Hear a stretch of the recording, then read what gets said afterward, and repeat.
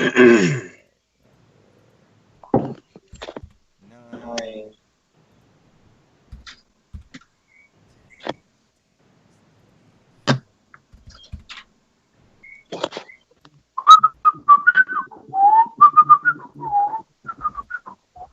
Am I frozen again?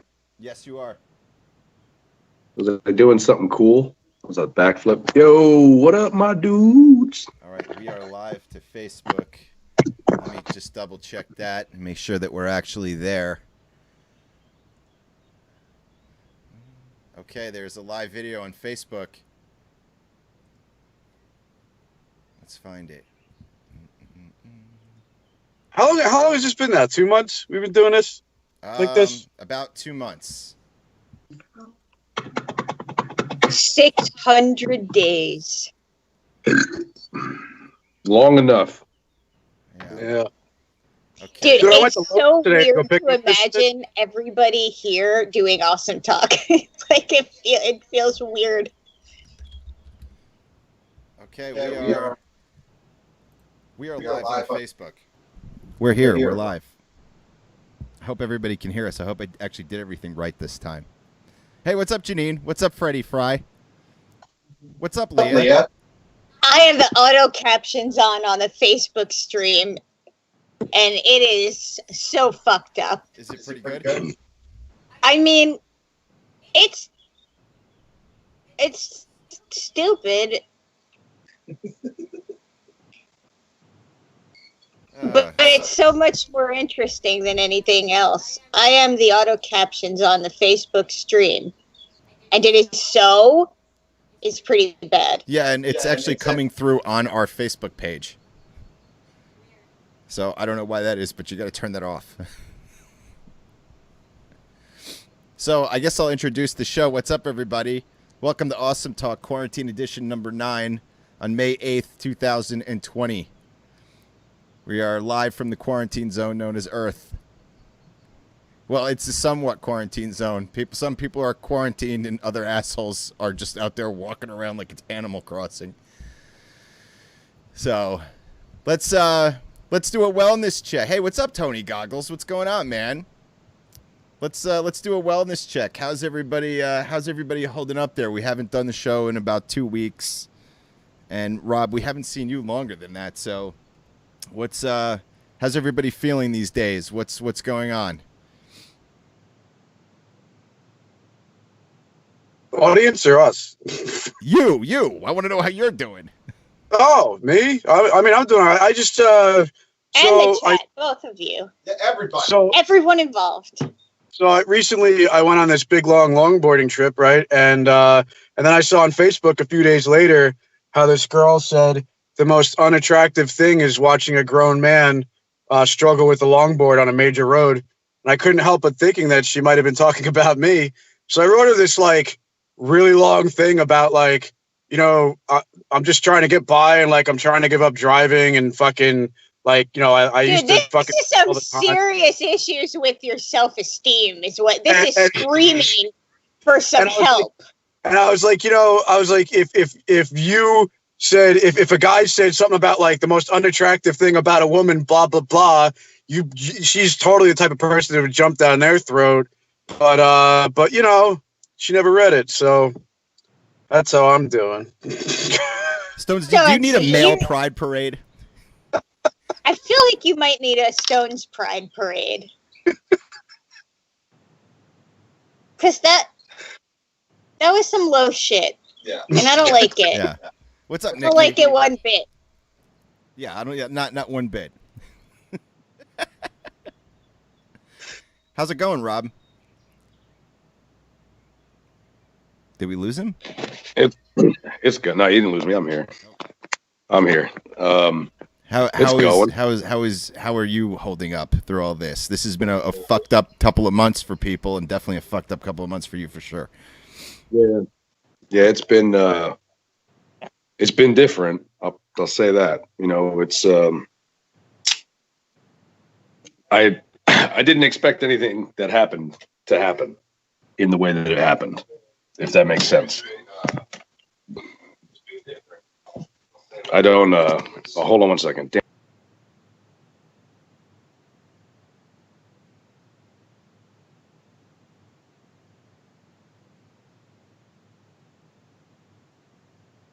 Let me take a look at some comments while Rob's getting that together.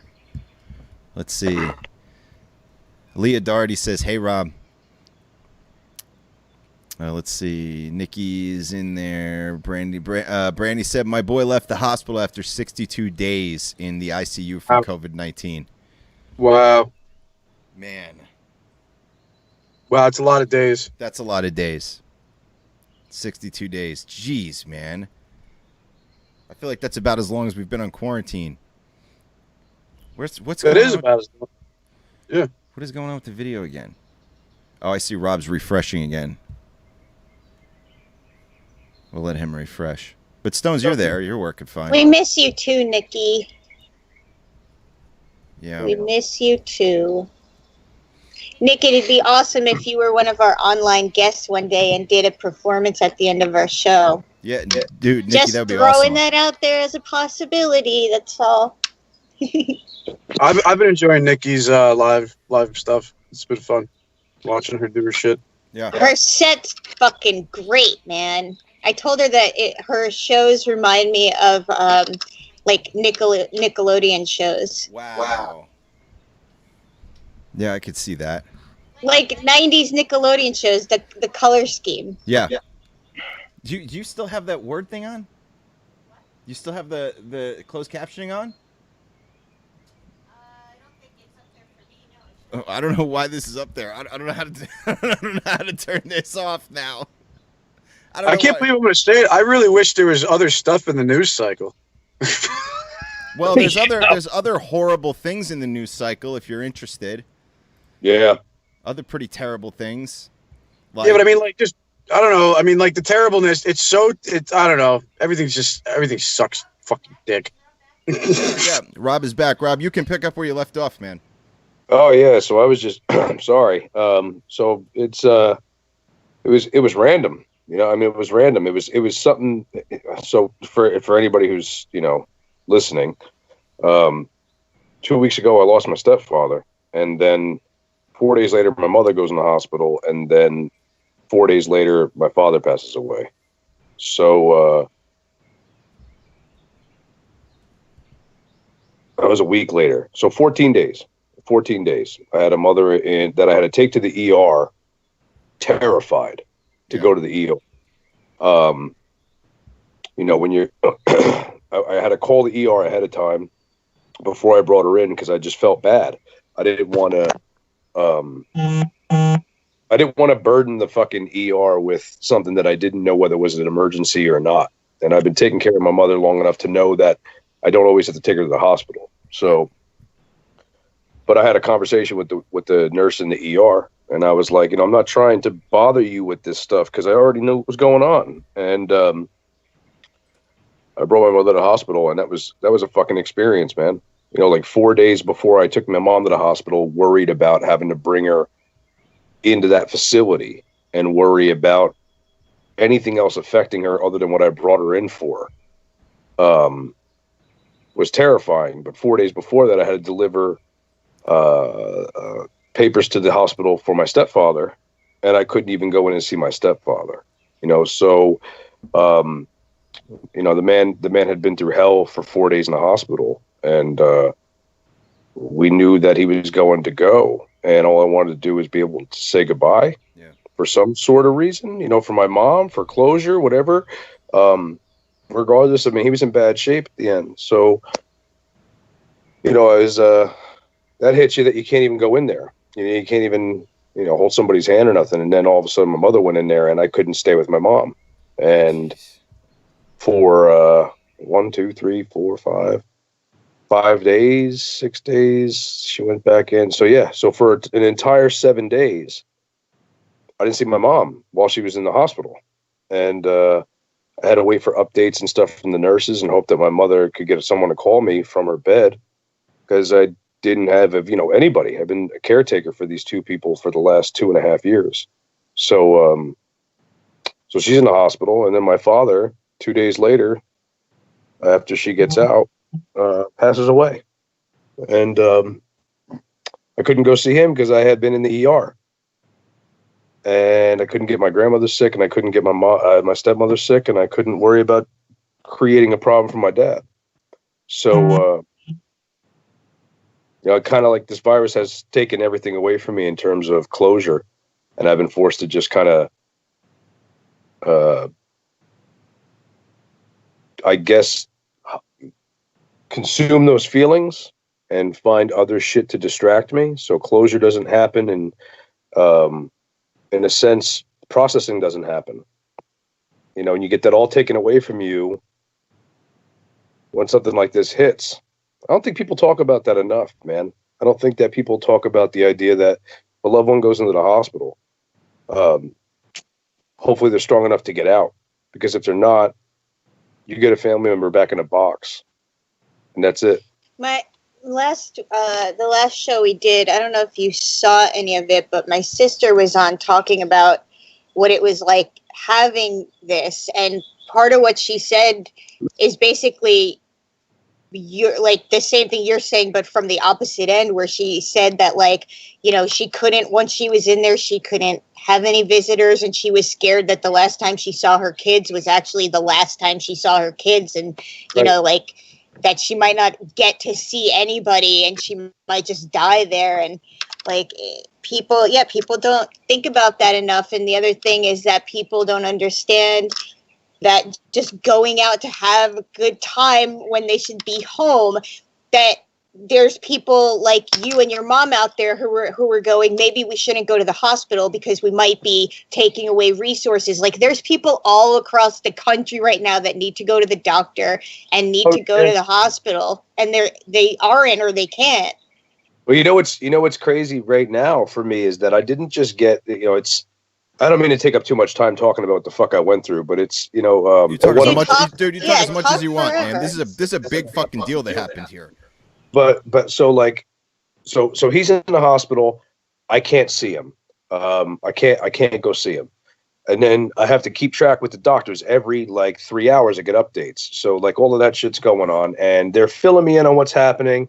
He had to get tested when he first got there. He was negative. He had to get tested again when he shifted floors. So I got to tell you that the hospitals are carrying out everything they can do to be precautionary. They handled the care and the passing of my stepfather in a great, such a great way. The doctors were careful. They were talkative. They were informative, and I've never had a really bad experience in terms of that hospital. But when I went in with my mom, when he was gone and I knew I couldn't see him, that fucked me up. But when I went in with my mom, all I could do was be scared for the people that I was going in with. I was scared for my mom, and I was, because I didn't want her to pick up anything. But I was more terrified at how I was viewed by the people in the hospital. When the nurses came in to take care of my mom, I was still in the room with her.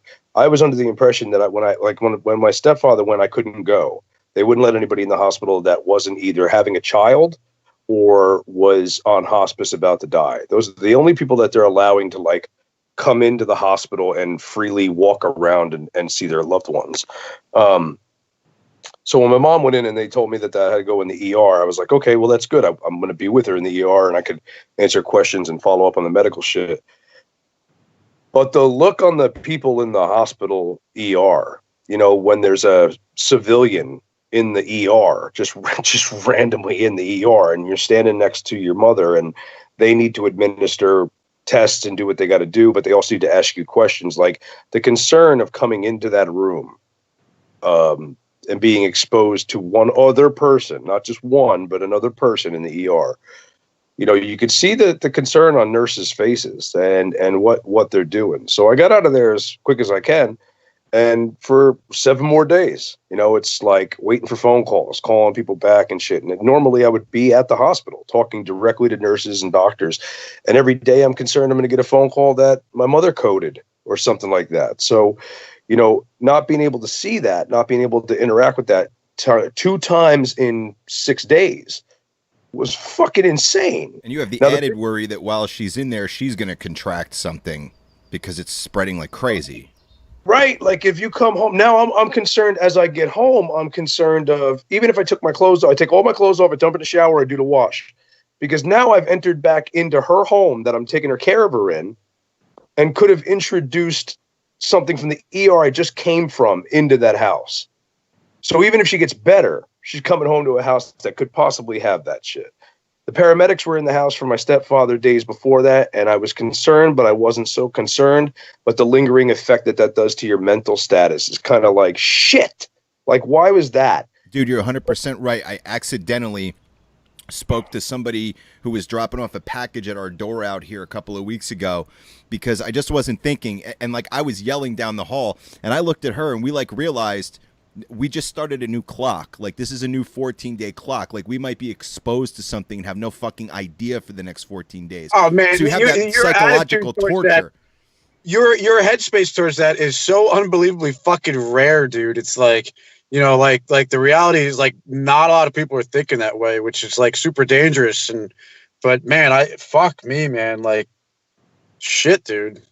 You know what else is a problem with So my mother had an issue that she needed with a possible procedure. And alongside that, you know, leading up to this, my mother needs one other procedure. So my mother needs like teeth extracted because they could cause an abscess where she's got her back molars. I can't go to an oral surgeon. Okay, they're not doing procedures. So yeah, dude, I've needed to get my wisdom teeth out this whole fucking time, and I basically now I can't, and I've basically stocked up on Orajel to try and get through it because it when it hurts, dude, it really fucking hurts, man.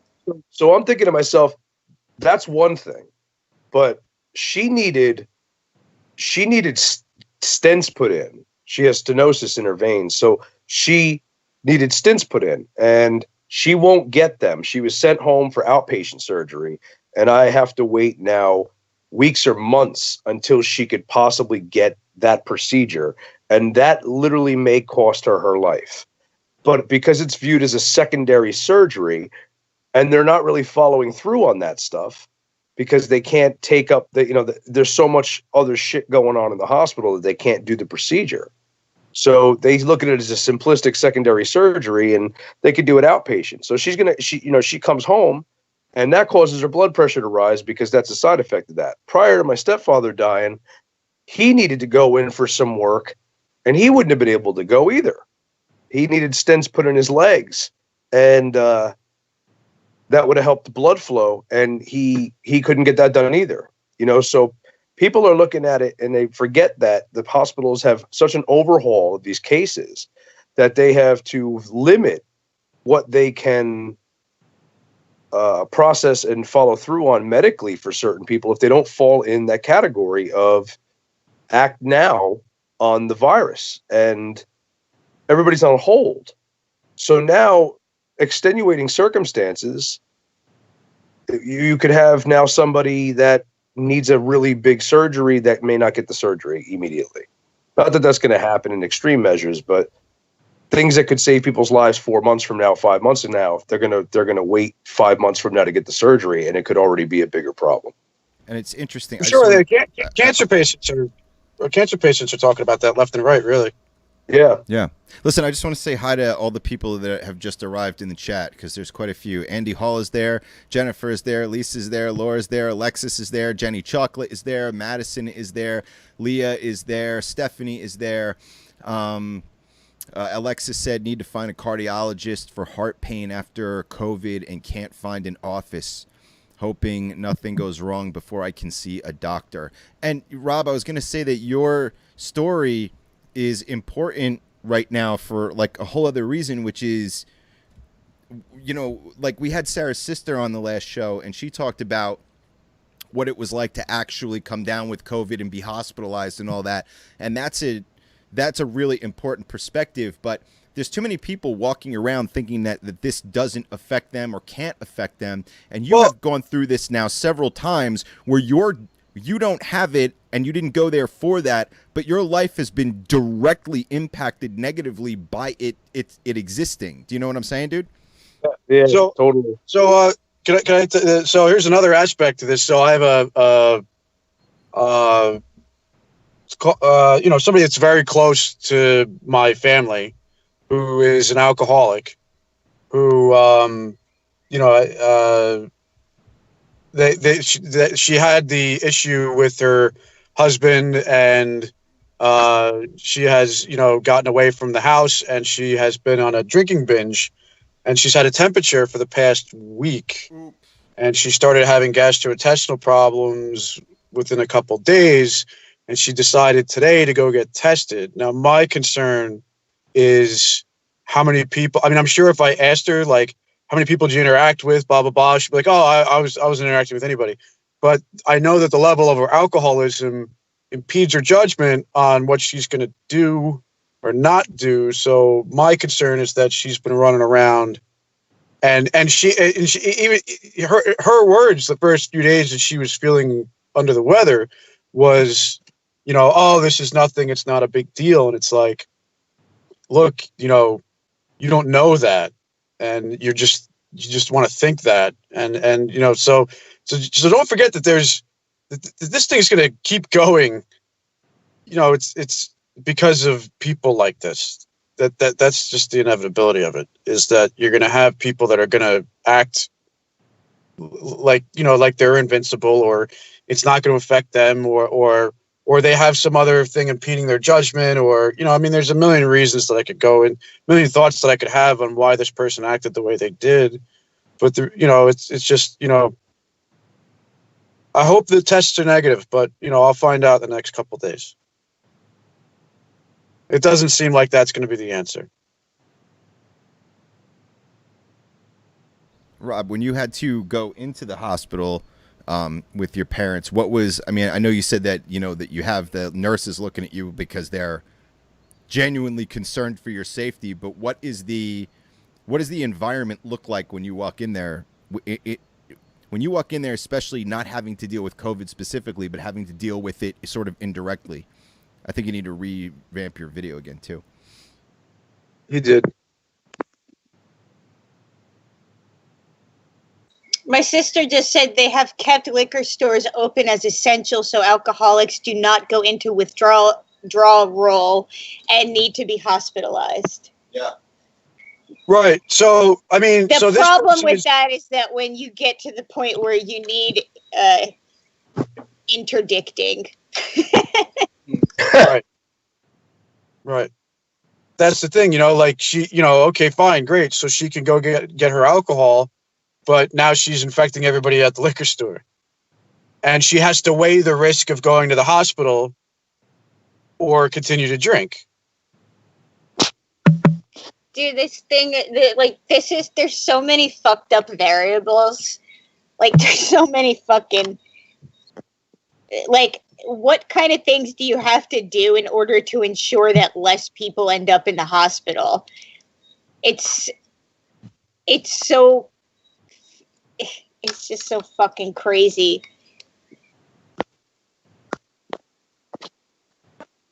I think we keep losing Rob. I think he's coming to God. There he is. He's back. Oh, what the fuck is going on here, dude? Yeah. Now you look clear. Now it sounds good. Oh, that picture was gross, dude. My face was stuck like. It looked like that moment, like right before an orgasm. Imagine if that's just what he always looked like. No, I was just about to say I look like Stones. Stones. You guys are just all stuck. This is just us the whole time.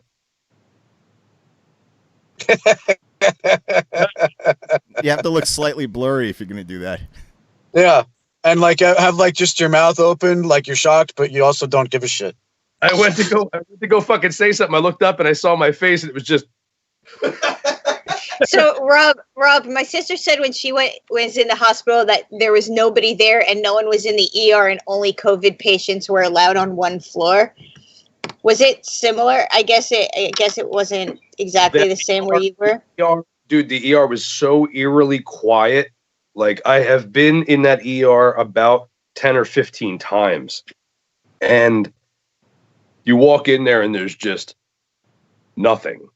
They have there's people there, but they are processing them so fast and getting them to where they have to be that it was probably the most efficient trip I've ever seen in that ER. And, a lot of people I see on social media were like, oh, well, there's nothing going on at the hospitals. You know, like when you see people and they're like, well, look at all these conspiracy videos that come out. Like somebody walks to the fucking hospital, makes a video at 4:00 in the afternoon. And because there's not a line of people trying to get tested at the hospital, or like the ER is not packed because you see it from the outside. You know, I pulled in and the parking garage, you know, this is a hospital I've been to a lot. And I'm not an employee there, but my parents have been in and out of the fucking hospital for 2 years. So I spent a lot of time at this hospital. And I know the hours that the parking garage is busy. It was empty because people can't be there. They're not allowed to be there. And then you go in the ER and they're so efficient about getting anybody that complains about those symptoms or having the first 45-minute test come back that they send them out of there. And everybody else is given, you know, isolationist, you know, they isolate the rooms. So they're working as quick as they can work. I've never seen the ER so quiet, so eerily quiet, man. And it was, you know, I think people associate that with the fact that nothing's happening. And that's a scary prospect for conspiracy theorists. Like, ERs are busy no matter what. You don't go to an ER in a town surrounded by retirement homes, you know, surrounded by retirement homes and old people and not have a busy ER, you know. So that's I thought that was kind of weird a lot on social media about how people were like, oh, look, there's not a lot going on. Dude, they just have it locked the fuck down. You know what I mean? It's really driving me crazy lately, the way people look at an image or they see one thing or they hear one thing and then they like extrapolate on it and add their own conclusion and then start passing it around like it's a fact. Like, oh, look, there's no one at the ER. It's a big lie. No, it's fucking terrifying. Yeah. Like, what are you talking about? Like, you can't just make up what you think the truth is and start telling people that like it's the reality, dude. Yeah, what's the lie? That nobody's there and the hospital is losing shit tons of money, so it must be a lie? Like, like that was their plan all along? That was to lose? That the virus is made up and that all of the stuff you see on the news about hospitals not having enough room is a hoax. Right. That's the thing, is that they're saying that, like, that's the lie. That's the big lie, that hospitals that are asking for that are just literally asking for money, and they're looking for you know, they want to be looked at by the media and supported. Like, it's sick. It's sickening. You know those bikers that show up when like a soldier dies who's gay, because they're there to block out like the West Baptist Church or whatever the fuck it is. They like surround the funeral to protect the family so they can grieve. I feel like we need a group like that to get between these protesters and the nurses and doctors that are just trying to get to the fucking office, dude. Because these images of people screaming in the faces of nurses, calling them fake, is like when this shit started, when we started doing these shows 2 months ago, I knew things were going to get like that sooner or later, but it still doesn't make it any less shocking to see it when it happens. Right. Like, like it just, that seems like a mental illness that requires somebody to step in, to scream into the face of a doctor and telling them that they're liars. That's I don't even know how to process that. Like, the nurses aren't like they're not like super well paid people. Like, you know what I mean? Like, Stones, they're crisis actors, please. All right, they get their crisis actor pay. I mean, like they're a trade. It's a trade. It's a trade wage.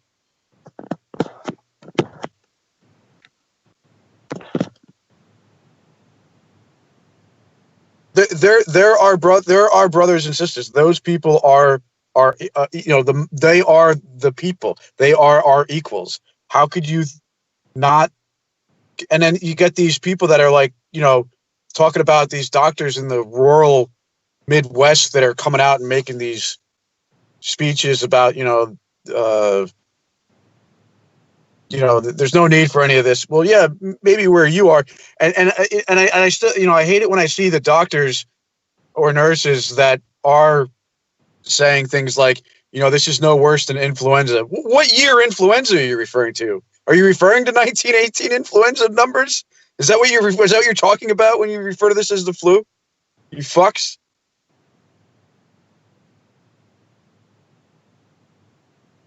Let's see. Let's take a look at the comments for a second here. Let's see. John is in the chat. Laura's in the chat. Let's see. Lisa's in the chat. Let's see. Leah said that's Rob's O face. Laura said the protocols for methadone clinics are also being rethought to limit exposure. I know people who are exposed to COVID, so one person has the key and lockbox for the other. Yeah, man. I don't know what it's interesting because it's like, you know, like if you want to find like a leak in something, you fill it up with water, right? And it shows you wherever there's going to be a pinhole. And COVID-19 has become that water that's showing us where all the pinholes are. Like, I never even would have considered that. That they have to rethink methadone clinics. I never even would have considered that keeping a liquor store open to ensure alcoholics don't go through withdrawal would be the fucking reason why we would keep the liquor store open. I thought the liquor store was just kept open for all of our sanity. But I never thought of it as, it's because the hospitals are overwhelmed, and if people who are alcoholics don't get their booze and they go into withdrawal, they need to be hospitalized, and we can't have that right now. It's but then also, you know, for everybody who's out there buying all this liquor up, you have to consider the risk that people who are alcoholics don't want to go to the hospital, right? Because they don't they give up on their alcohol. Okay. I'm going to keep going through the comments here. When I was in the hospital, there was no one there, no one in the ER, and only COVID patients on one floor. The protocols for okay, I already read that. Let's see. Because people are scared to go as well. They're dying at home. That's the other thing that's happening, too. There are people who are scared to go to the hospital, and who the hell could blame them? When I had a flare-up with my neck last week, and, like, the entire back of my head became inflamed, and, like, I'm telling you, when that shit happens, like, I feel like, I really need to go to the hospital. That's not even a fucking option right now.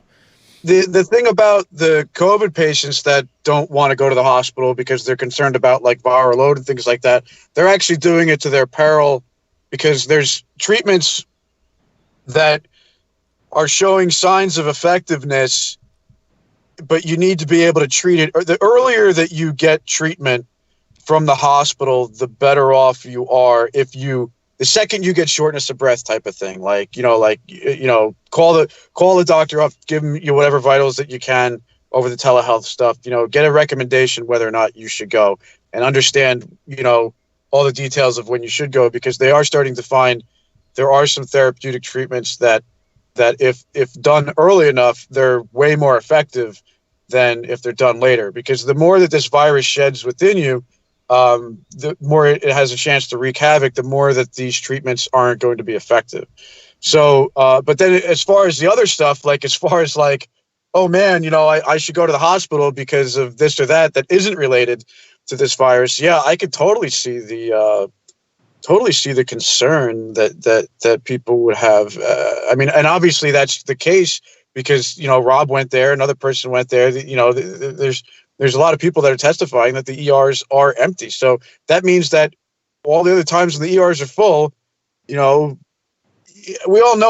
kind of know that the ERs are, a lot of the calls that, as an ex-ambulance driver, a lot of the calls that I used to get were bullshit. They weren't a necessity to go to the emergency. How many people walk into the emergency room and go, God, the end of my finger just started hurting like all hell. Right.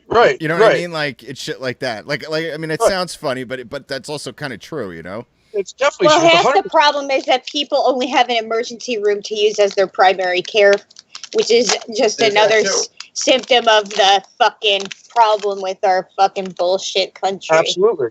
100%. 100% right. Yeah. I'm not going to lie. I went in there. I didn't have benefits at one point in my life. It was kind of a low point in my life. It was years and years ago. And I went in there. I had an infected splinter in the webbing of my finger. I couldn't get it out, and I let it go, and it got infected. So I went in there, and they prescribed me antibiotics, and I gave them a bullshit name, bullshit address, bullshit social security number, bullshit date of birth. And the reason I knew that I could get away with it was because as long as you don't get prescribed narcotics, you can go to the pharmacy and get any prescription filled. So I took the prescription to the pharmacy, and the pharmacy asked me for ID, and I said, it's not a narcotic. You don't need ID.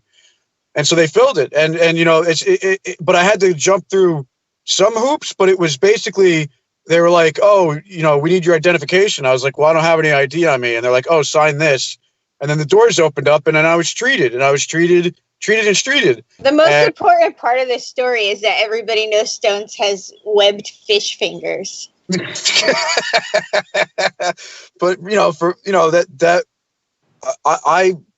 I knew the system well enough to have to. I didn't feel good about doing that. It wasn't like something that I would have preferred to do or take up the ER's time or anything like that. But I had to fucking deal with it, and thankfully. From what I understand, I think things. I mean, that was so long ago. I think things have changed with a lot of that. If you're not in any type of if you're not dying, basically, they tell you to get out, and they tell you to follow up with somebody else. Now, I haven't been there in a long time for anything that was like bullshitty like that. So I don't know how things have changed in that regard. But I can't imagine at the same time, because I know the nursing facilities well enough. They send patients out all the time that don't need. They send patients out constantly to the emergency room to do things that the nursing home nurses could do.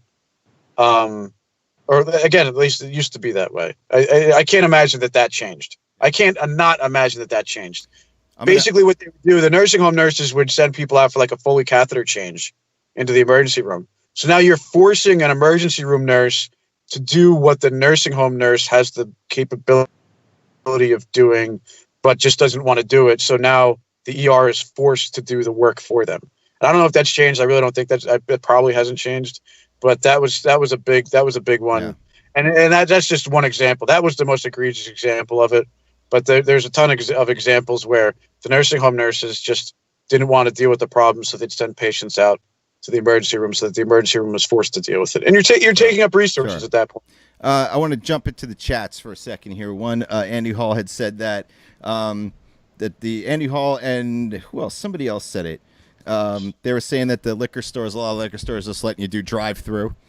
Let's see. Laura said that, yes, in New York, they had a huge jump in people who were found dead at home. Man, that's fucking brutal. I say take pictures of these protesters and put their faces in the hospital like stores do with thieves when they should not be treated. I agree with you, man. If you're going to go out in the streets and you're going to make everything harder for everybody, but you're blocking doctors, blocking nurses, and also spreading bullshit. The problem with that ideology, though, Rick, and so here's the problem.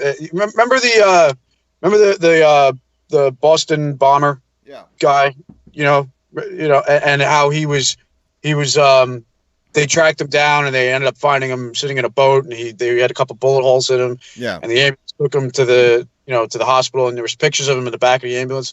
I was working with a couple people at a roofing company, and the gals at the front office were like, they were like, oh, they were like, oh, I wouldn't treat him. I wouldn't give him any help. And I looked at him and I said, what's wrong with you guys? I was like, look, it's not up to you or me or that EMT or medic, or it's not up to anybody in the medical profession to judge what anybody else does. The primary responsibility of anybody in the medical profession is to help people, regardless of, to be the judge, jury, and literally in what you're describing, the executioner. It goes against everything. Yeah. Look, man, I can appreciate that completely, and I understand exactly what you're saying and what you mean. At the same time, I do feel like that you hit a tipping point where you start going, fuck these people. Like now I've read several stories where but you know what the sad part is that if we got to a point like some places have where the doctors are basically sitting down and coming up with the criteria you have to meet to be treated over someone else that might also need treatment or resources that are limited, it's not going to be someone that was a protester that's going to be the ones that don't get it. It's going to be people that have diabetes and people that have asthma and people that fucking were staying home. Those are the people. Yeah. So you fuck over fucking everybody. Yeah. And that's Yeah, I'm trying to figure out why the cameras won't switch like they're supposed to. But again, it seems to be out of my hands. But let's see. It'll catch back up. AJ joined. What's up, man? Let's see. Taylor Elizabeth. I literally saw a nurse claiming it was a hoax. Stupidity has no bounds. You have no idea the dumb shit that people have fucking said to me since the last time I've been on this show. I have heard things that are absolutely mind destroying. Tom's in the chat. What's up, man? I never met anyone in my life that has been hospitalized or died from the flu. Yeah, I never have either. Beth, hey, Rick, I had to go to the hospital last month. I was told not to go to Jersey Shore as it was packed with virus patients. They sent me to Monmouth. It was busy, but not packed. They had a really good system going. You could see how tired they were and how stressed. Yeah, I can't imagine. Can't let you know how many people I know that have COVID, that had COVID and died. That was from Alexis. Kira, what's up, Kira? The lie is multi-layered. Oh, here we go. Hold on. Yeah, because as long as you multi-layer it, you could connect the dots, and then you could see the lie. Well, hold on. I didn't read the thing yet. The lie is multi-layered. Not that the iris is a lie, but that the left wing wants to destroy the economy to beat Trump.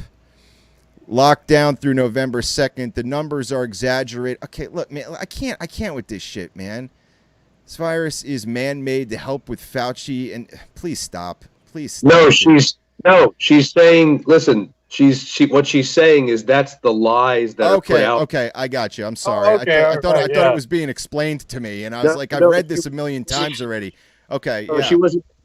She believed that. She's saying that's the lie that gets multi-tiered, so you can connect the dots. That makes sense. She's describing the lie. And that's what Stones just said. Stones just said it's great that it's multifaceted because that leaves a lot of dots to be connected. That's exactly right. You get enough conspiracy and non-truthers out there to fucking go, well, here's one, here's the other, and then you get this stupid fucking documentary thing that was made where it's like, you're not questioning the plandemic, are you? Not the plandemic, Rob. Yeah. I think it's funny how quickly they came up with that. Yeah, but you know what? I don't though. You know, and I'll tell you why. As a fucking, so give me a second. Yeah. As a historian, right? I don't find that kind of video making or that kind of documentary series or something like that odd. And I'll tell you why. You remember Zeitgeist?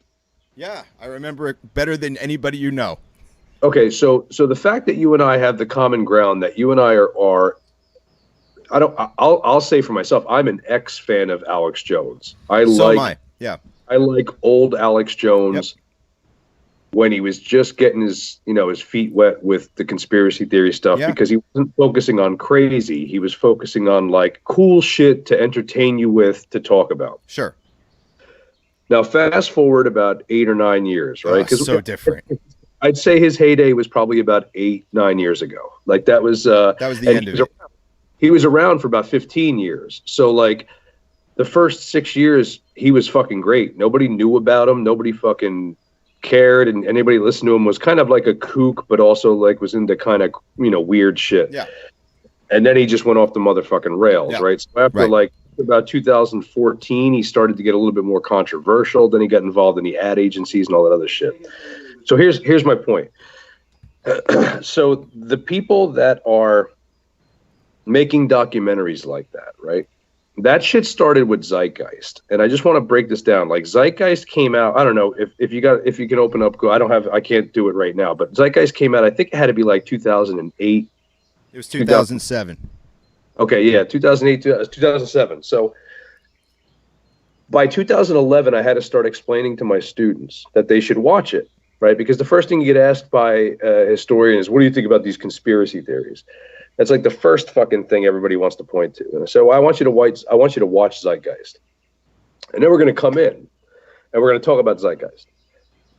So I told them to send, it wasn't all of them. It was the people that were asking the questions about that. So I said, come back. And if you've watched the first Zeitgeist, the greatest thing about conspiracy theories, and that's what these websites do, it's what the YouTube videos do and all that shit. First, there's a three-stem plan to this. All the background behind it is underlying truth, right? There's certain truths to things.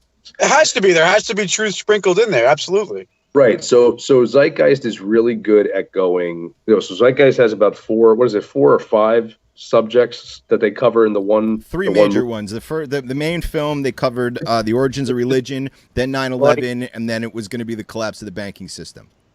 Right. Okay. So all three of them, in the way that they explain them, they're not conspiracy theories. Right. Okay. So first of all, it's a conspiracy movie that's made about conspiracy theories. All of them are quite factual. Yeah. There's nothing conspiratorial about them. It just takes higher level analysis and thinking to understand that that's how things happen. Yeah. And there's nothing spooky about it. Right. You know, like my biggest thing was September 11th. You know, I mean, there's the moronic molten steel aspect to the September 11th thing that's been disproven at this point. But my hanger on with September 11th for many years to think that something was afoot there was Building 7. But when the architects and engineering mechanics, you know, fucking people came out and they pointed out all of the flaws in the inspection process of that building and the problems that that building had, and then to show when there was a single failure point in problem areas where they showed, you know, that the building was cited for problems in exactly the types of things that the single failure point could create a Building 7 scenario in, that, you know, all of a sudden I was like, oh, all right, conspiracy over. Yeah. Right. No more conspiracy. People are educated. And they made videos, they made movies about it, right? Which is you have the factual information, right? 3-pronged approach. Second thing, monotone voice. Somebody with a monotone voice has to present it, and there has to be some eerie music behind it for people to go, "Ooh," you know. And everything they talked about, the whole financial thing was that's Woodrow Wilson and his Federal Reserve Act in 1913. So anybody that studies history is like, okay, cool, where are you going with this? And how big banks and the fucking Illuminati run the world. It's like, no shit, if a country wants to borrow money, it could borrow money from a World Bank, and the World Bank will fund it. That doesn't mean that the World Bank funds or controls genocide, murder, and war. It means that a country wants to do it. The bank's going to fund it no matter what. If you want to go buy 30 AK-47s tomorrow and take a personal loan for fucking 20 grand, no one's going to care where you're putting the money. The bank doesn't ask you if you're about to buy AK-47s. You know what I mean? So on a grander, like macro scale, you know, conspiracy theories have an air of truth, and then they twist that shit in simplistic ways to make people think crazy shit. You know what was interesting about Zeitgeist, though, just not to cut you off, but Zeitgeist did do something pretty valuable, I think, for me, which is I don't feel like a lot of the things that happened were planned. Like, I used to be one of those 9/11 people that was like, but the reason I felt the way I did was because of the way that certain organizations capitalized on that disaster. Well, no good. So hold on. So my point is that I don't like the idea nowadays that people think that evil super geniuses are manipulating everything. If you have a function as a conspiracy theorist, I think what you need to be looking out for are the opportunists that take these disasters that happen and then they capitalize on them. So try to find out where their money. Hold on a second there, because that's exactly one of the problems with this pandemic thing is that people are looking at, you know, they're paying a higher rate for you to diagnose COVID as a cause of death. And it's like, well, they're throwing money at the virus right now. Like that, they're throwing money at it. So people are going to take advantage of how much money they're throwing at it. So either you're going to think that they're throwing money at it because, you know, they just want to get all that money, or you're going to think that they're throwing money at it because they want to try and fix it. Right. But there's a difference, though, man. There's a difference. Is right now we're in the middle of something that's continuously happening, and it's complete chaos. So I can understand that. If you look at something like 9/11, you can say, oh, look, they developed the Patriot Act, which tramples all over your fucking civil rights. And they've used it to trample over your civil rights since it came out. So I can look at that and I can say, so these people, exactly, and that might happen. So what I think the lesson to be learned here is as this boils down and comes to an end, perhaps we ought to keep our eyes open to see what opportunists are out there ready to fuck us based on what happened here. Because Right. because that is what in the long term what I took away from Zeitgeist. I can't watch Plandemic and take anything away from that because it's all easy to discredit.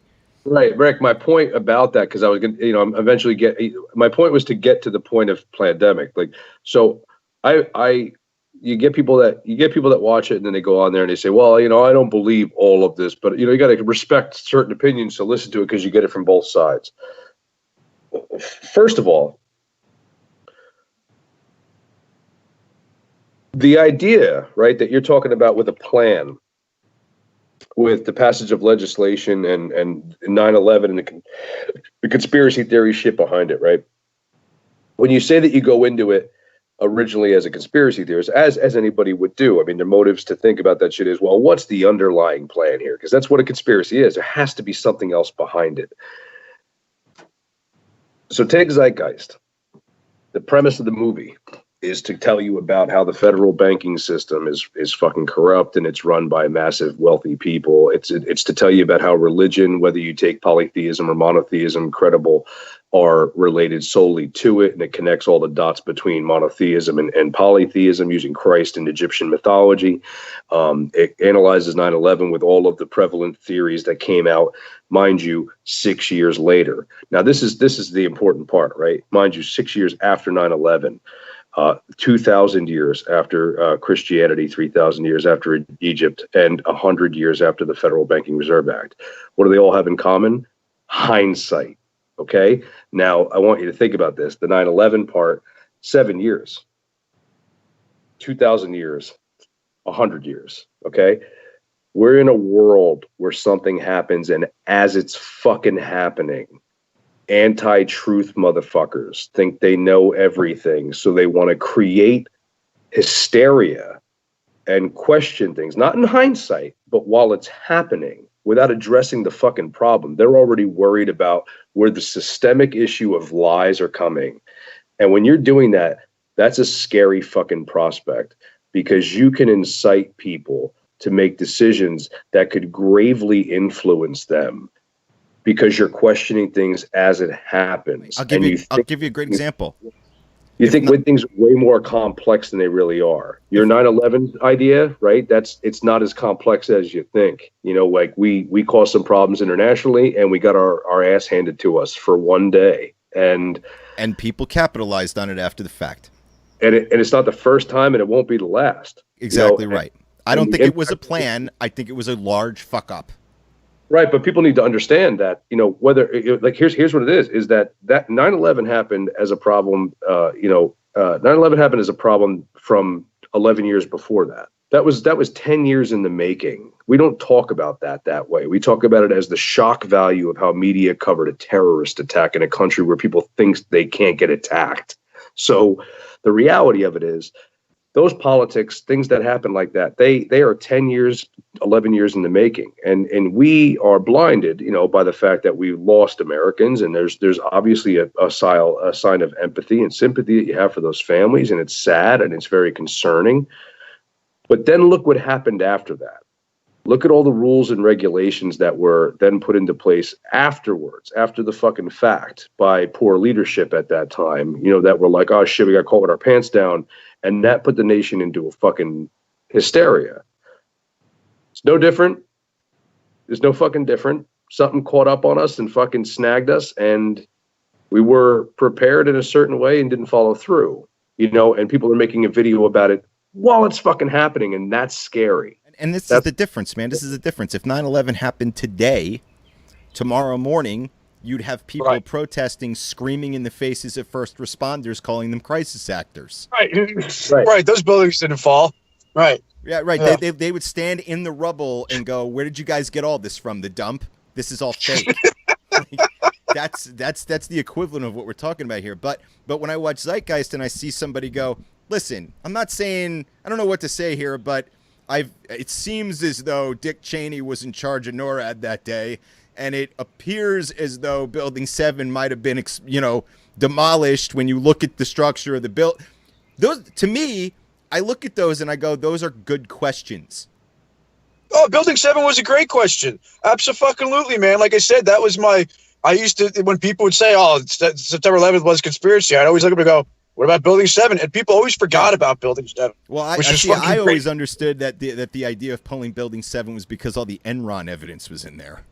Yeah, there was a ton of shit there. Like it was fucking weird, man. But it's just the way it fell and everything like that. It's the only steel structured building that fell. Like, you know what I mean? Like, because it's some bullshit. But let me just clarify something here. I don't think 9/11 happened to get rid of the Enron evidence. But do I think that there are elements in the government that would, after 9/11 happened and the building is swaying back and forth, take as an excuse to blow it the fuck up? Yeah, I kind of think they might do that. Yeah, but again, and the more you dig into it, the more you realize that building was a piece of shit. Yeah, and then it makes you worry about like how many other piece of shit buildings are there like that. Right. But then there's other things, man. There's other I find that 9 times out of 10, the boring story is actually the true one. So like with 9/11, one of the things that they say, and this is pointed out in Zeitgeist too, is there's this claim that the building was rigged with bombs, and that's the only way it could have pancaked like that and come down, right? And there are all these videos where they slow down the pancaking effect, and you see these bursts, at least little explosions lower down the building going off. Right. It's like, okay, well, here's the boring answer, and it's probably the true one. It's not bombs. It's because a building like the World Trade Center has gas lines and electric lines, and it has kitchens on every fucking floor, and chances are, as those things are crushing downward, they're pushing pipes and exploding things on the whole way down, and that's just all that it was. It's not the reason the building fell.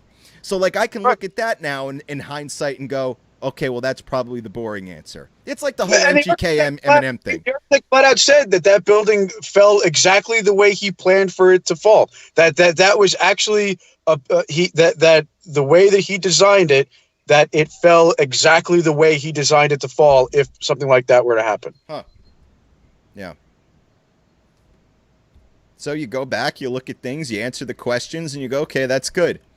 It's like MGK versus Eminem, the battle they had. The big thing is, and Rob, you had said this on the show once, is that they had their beats produced by the same guy. The story of how that happened is so stupid and boring that I went, oh, that's how that happened. Like everybody says that it was a manufactured beef, because the guy made beats for both of them, right? And what really happened is MGK was with a producer. They were driving through that neighborhood. The guy was making the beats. He was like, yeah, my beats were doing well, and people were buying them all of a sudden, I'm getting a name. He goes, and MGK and his producer pull up and said they want to buy a beat for me. I said, great. He goes, and then, a week later, I get a call from Eminem's people, and they want to buy a beat for me. And I said, this is great. And that's all that happened. I'm like, that's probably the truth then. That's the truth. It wasn't manufactured. It's just it's the boringest story in the world. There's no shortage of randomness, and there's no shortage of chaos in the human condition.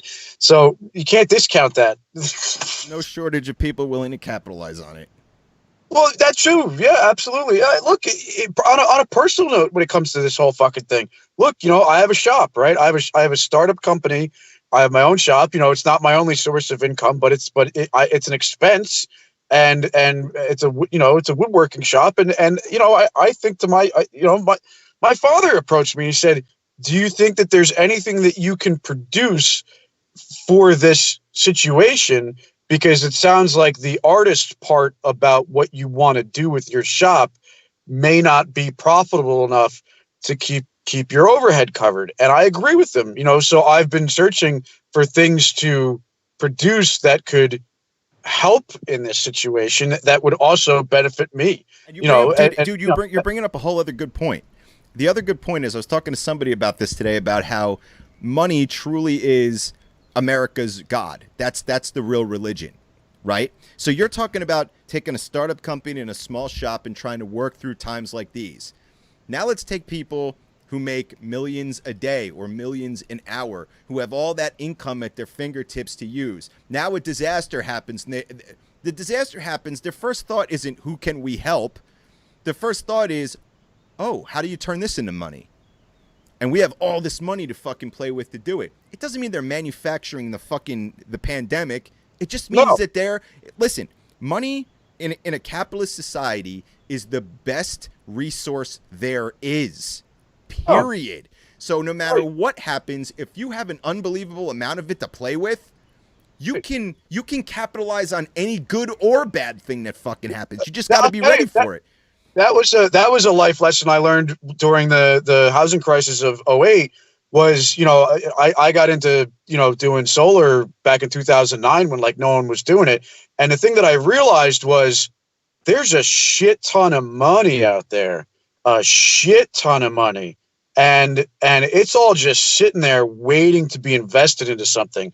So what I found was, all these people were like losing their livelihoods and losing their houses and going into bankruptcy. And that was the news headline. But in my personal world, what I was experiencing was people opening up their wallets, bro, like big time. Like you wouldn't think that these people had this kind of money because they appear on the surface to be humble, small time folk.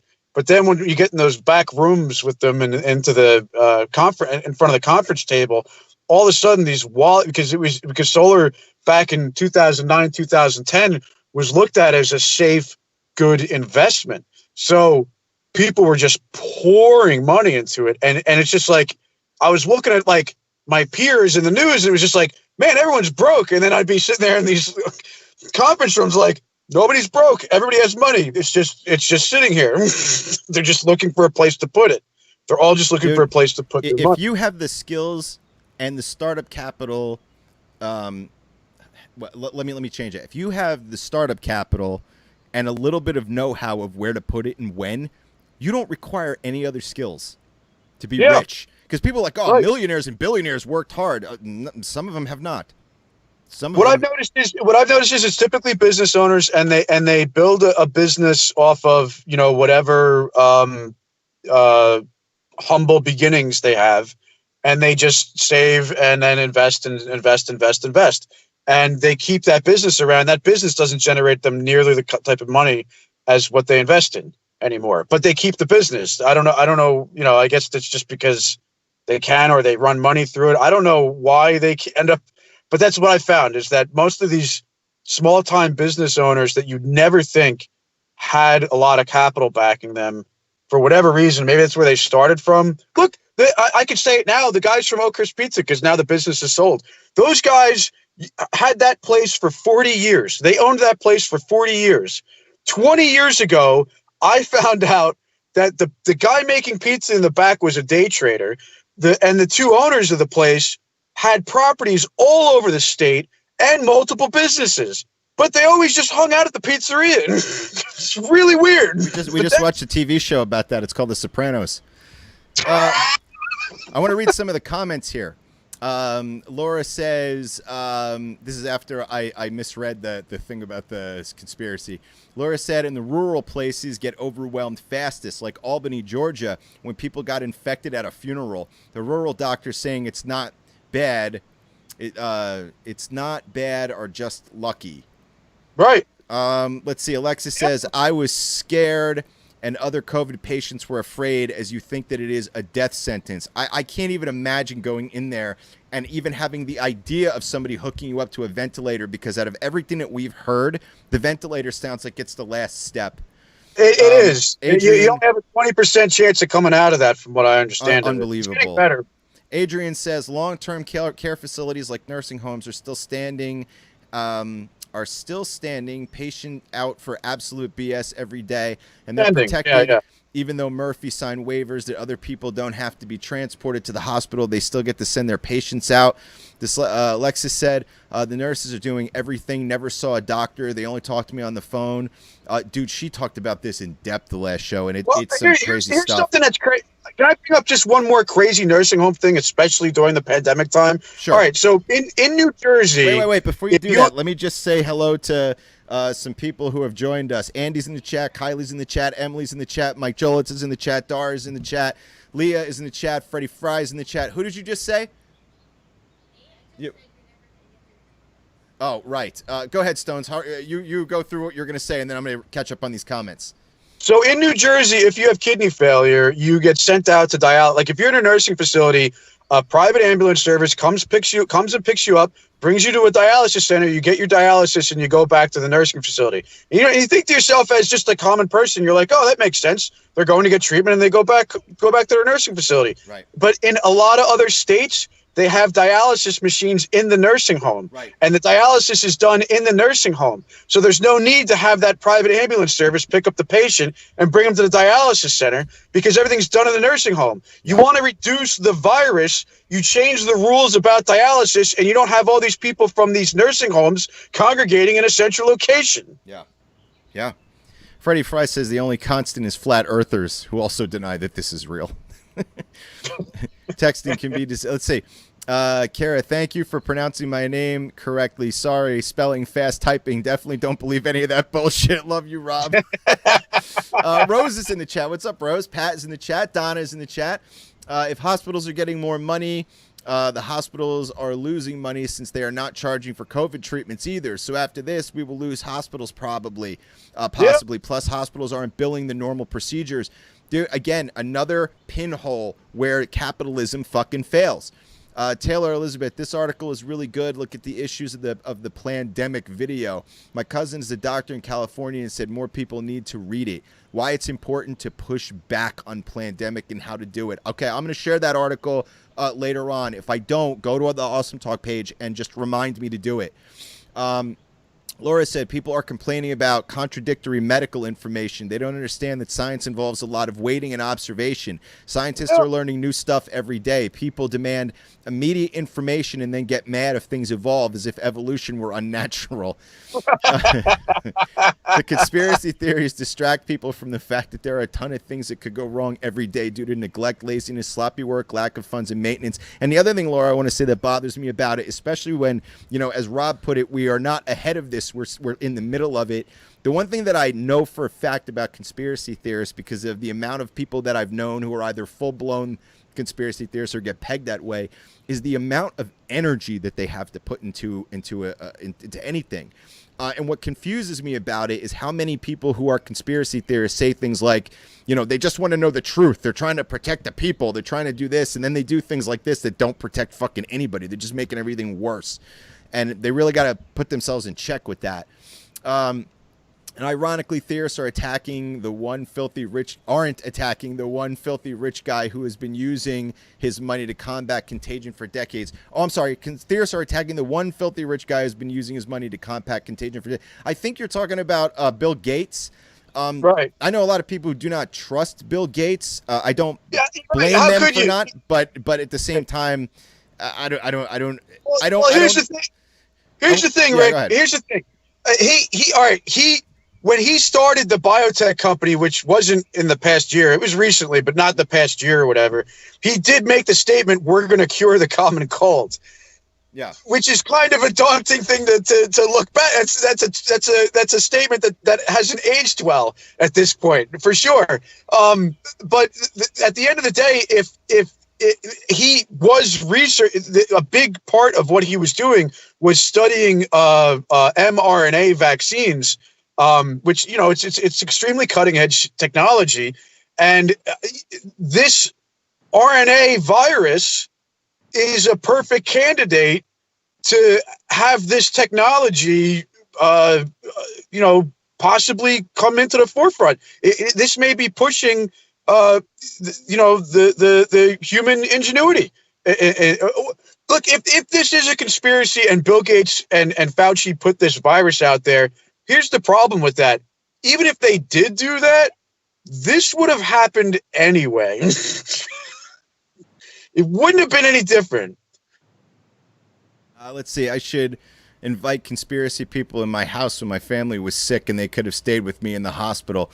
That's the other thing too, man. They just don't care. Is Rob, you're still there, right?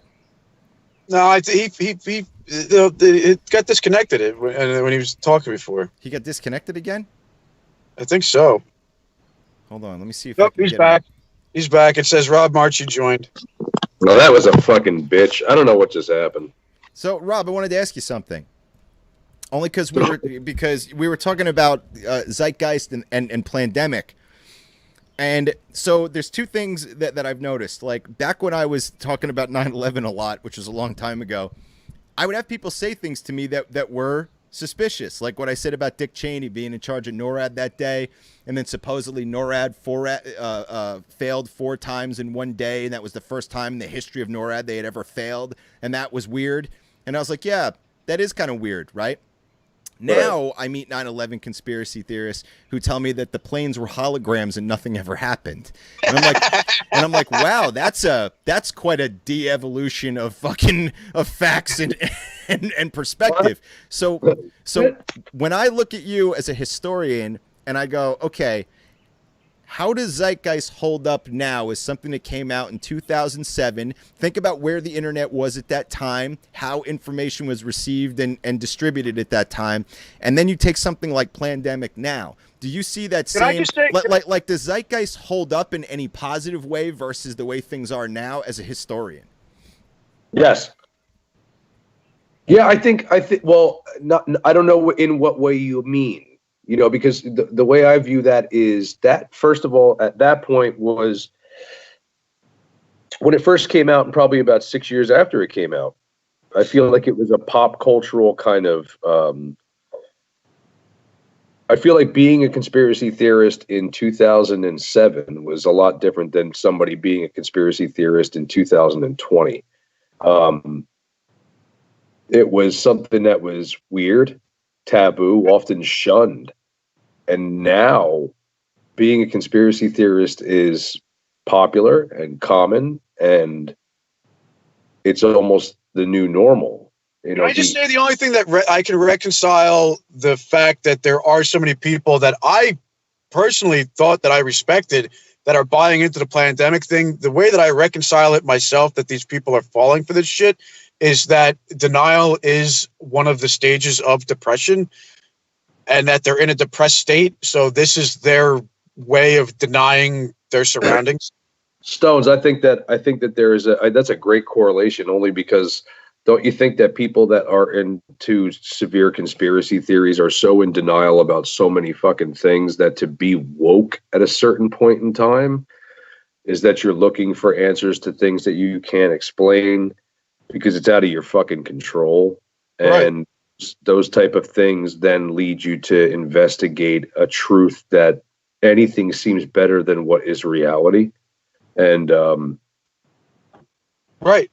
the problem is the reality is so simple and right in front of your fucking face, it doesn't take a brainiac to figure it out. It's that the brainiac inside you loses sight of that because they want some elaborate story with some crazy bad guy and good guy fucking thing going on. And sometimes it's not that complicated. It's there's a lot to conspiracy theories that are very fucking simplistic, man. And you know, the characters make them complex, or the game players in it make it complex because you want to keep digging and digging and digging. But there's definitely something of an emotion attached to it where you're getting some odd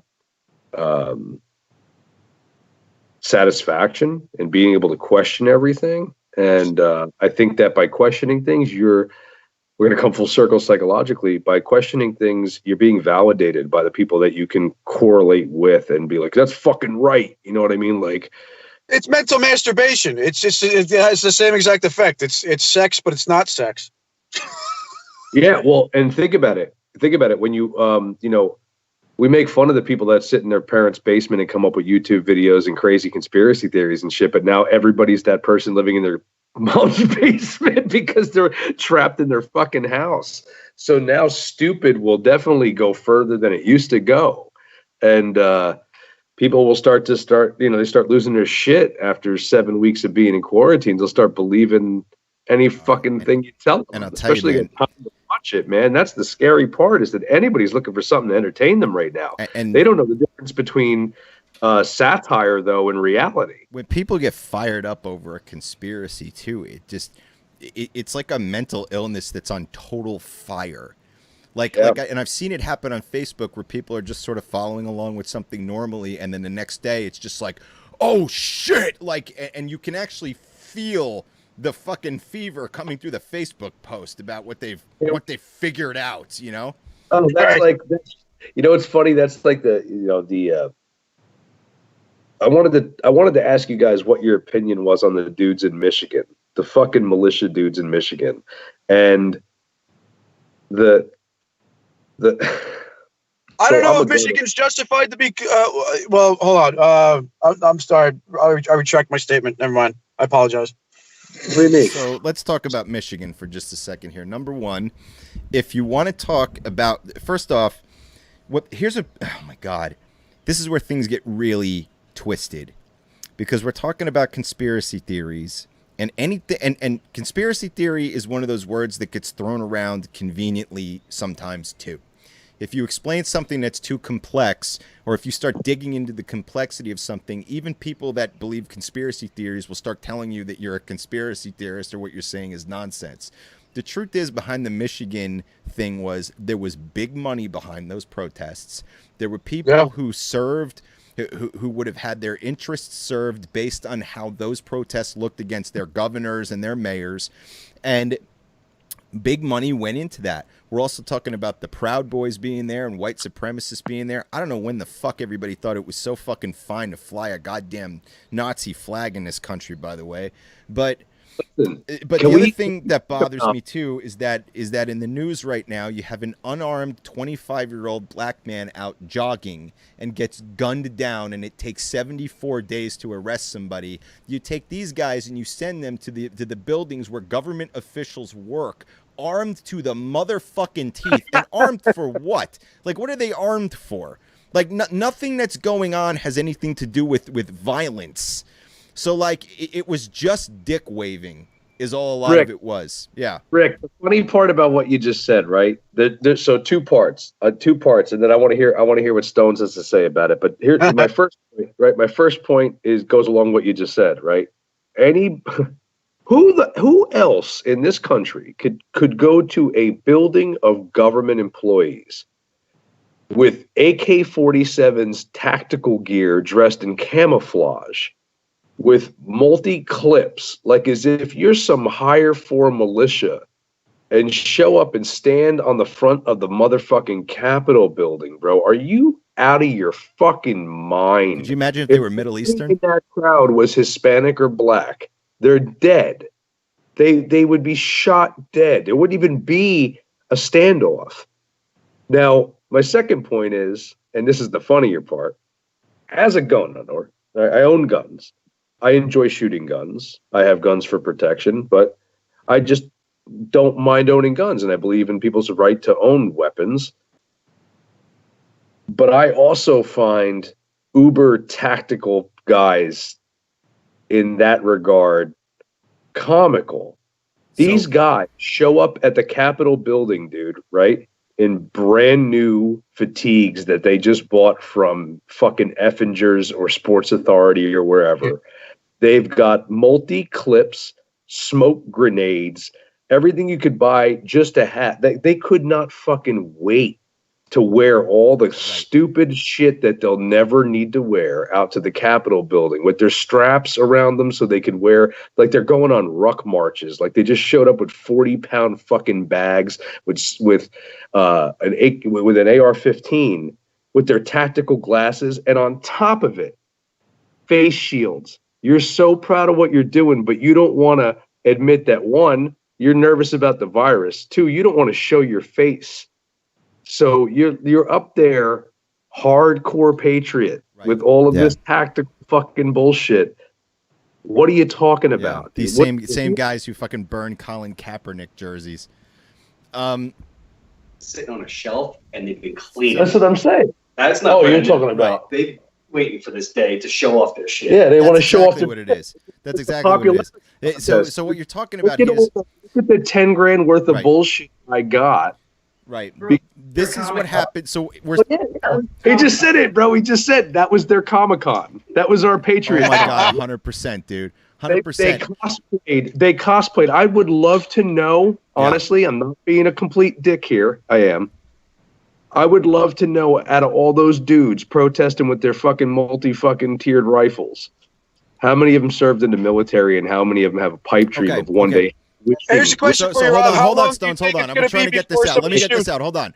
So They wish. Those guys wish they could be real patriots Okay. and be in the military. They didn't, so they got to wave their dick with an Right. AR-15. Now, That's like so this is a multifaceted response because Stones and I were just talking about something like this 2 days ago because Stones was talking about shootings and bombings and all the other shit that's on our plate that's ahead of us that's definitely coming. And so one of the best memes that I've seen in regards to this is one of these assholes in Michigan screaming in the face of a police officer. And the caption says, "And just like that, blue lives didn't matter anymore."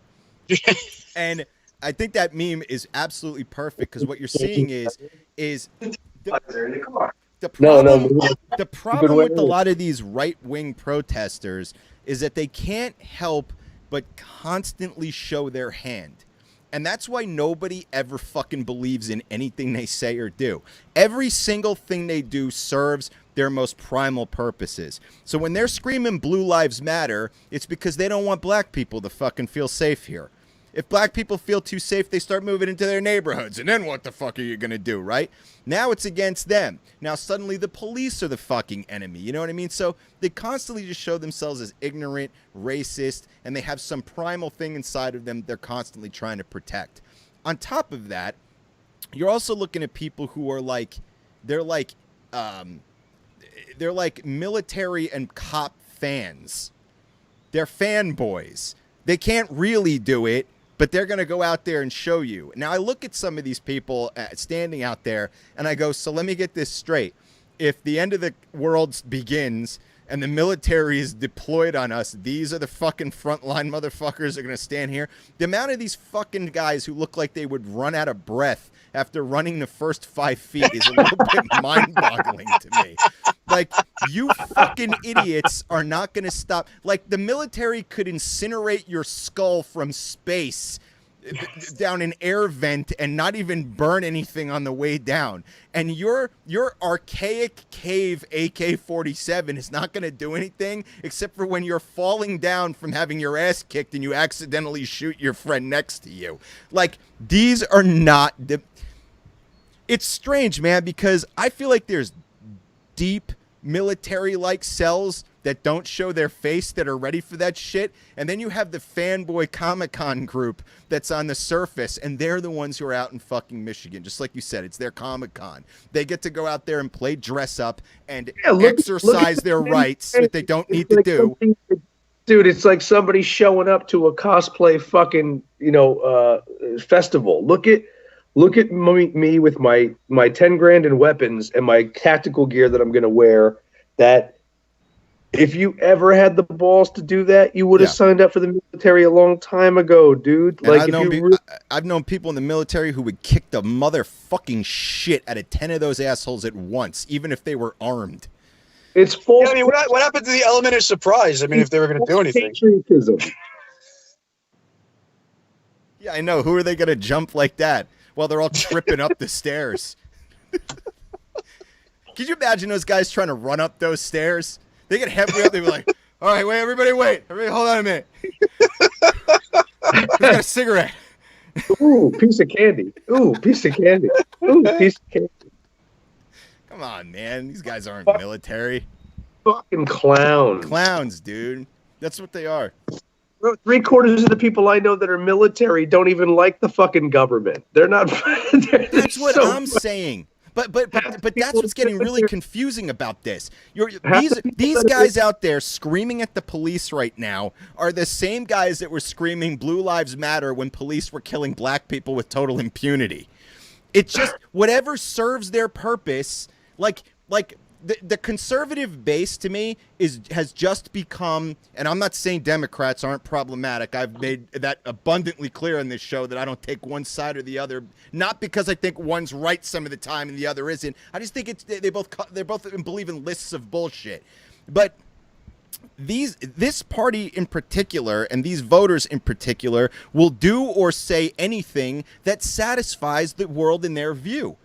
Yes. They're not even sticking by the police. I hope the police are seeing this, by the way. I hope the police are looking at these motherfuckers who are driving around with the blue lines on their fucking truck or whatever the fuck, and they're looking at these people who were just on their side 2.5 months ago, now screaming in their faces like they're actors from the government here to take their fucking rights away.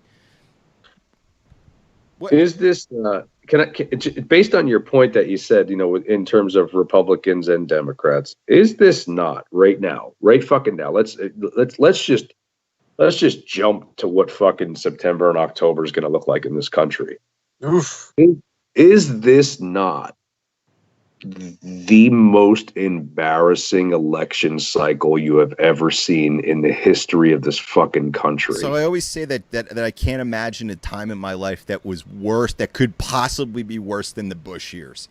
Like, possibly be worse. Now I can point out plenty of terrible things about Clinton, plenty of terrible things about Barack Obama, but the one thing Barack Obama did, for all his faults, is at least on the surface made everything appear like it was okay some of the time. I'm not saying I'm saying not in terms of the person in charge. I'm saying leading up to an election. Okay, yeah, right. Yep. 100%, dude. The fucking circus that this is and what you're left with to vote for. This is, and I've said it before, dude. I thought if Biden had ran on the coattails of Obama, he would have made a solid fucking run and and he could have fucking teamed up with Bernie as not now. A perfect Democratic 1-2 punch. Yep, not now. What I was saying was that if Biden had run as a Republican against Trump, he would have won. Would have wiped the floor with him. Would have wiped the fucking floor with him, because that's really what he is, But the reality is that if you step back and look at it, dude, this is what our election's gonna be. You have the Democrats who have spent how many years now trying to convince females that they're the party that supports Me Too and the party that stands with women and blah blah blah, who are now telling those same people like, oh, that's just Joe. Yeah, Don't worry about that. Listen, much like Trump, like you could at least take Trump and go, you know what? I knew that was Donald Trump, and this is what he is, right? From his personalities, characteristics, the 80s, the 90s, whatever. But you got that guy and go, and then you got Biden, who, aside from the sexual, association, can't get through a fucking discussion, interview, or speech without sounding like an absolute senile fucking idiot. And it's embarrassing. Like it's almost like the DNC wants to constantly be failing, because either that or they're, what they remind me of? Their whole organization reminds me of like when two AI chatbots start talking to each other for the first time, and they're like figuring things out, and then like they're slowly progressing and understanding the other one. That's what the DNC does. Everything like that. Like they don't really understand how humans actually feel and think, but they're figuring it out. That's the way it was. I honestly believe that the DNC is trying to regroup from the bottom up. That they're trying to, because there's always a wave, whoever gets the presidency, there's always a wave of the other party that comes through.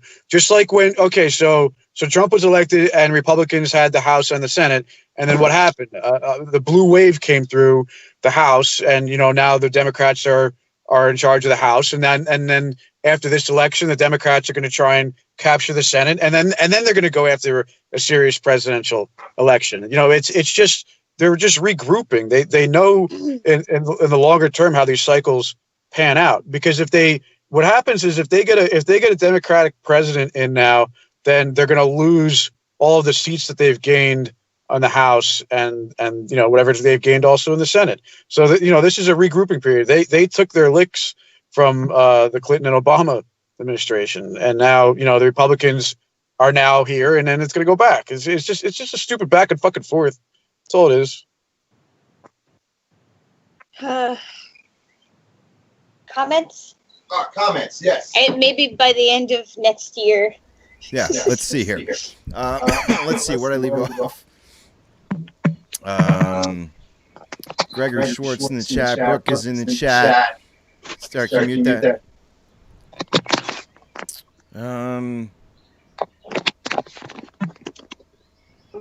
Bill Gates and Fauci control Rob's video connection. People desperately want things to make sense. You know what? I don't know if people want things to make sense, but because they think it should all. They want it to make sense for them. They want it, but the other part to this too is they want things to be mystical. Everything has to be like a big, like if you're one of those people, and not everybody, man. I know plenty of people who are religious, who are thoughtful, good people, but people who are like so obsessed with religion that they tell you all science is a fucking lie. They just need so badly for the magic part to be real. Can I tell you that I've been following this scientist chick? It's the fucking fairy tale, bro. That's what they want.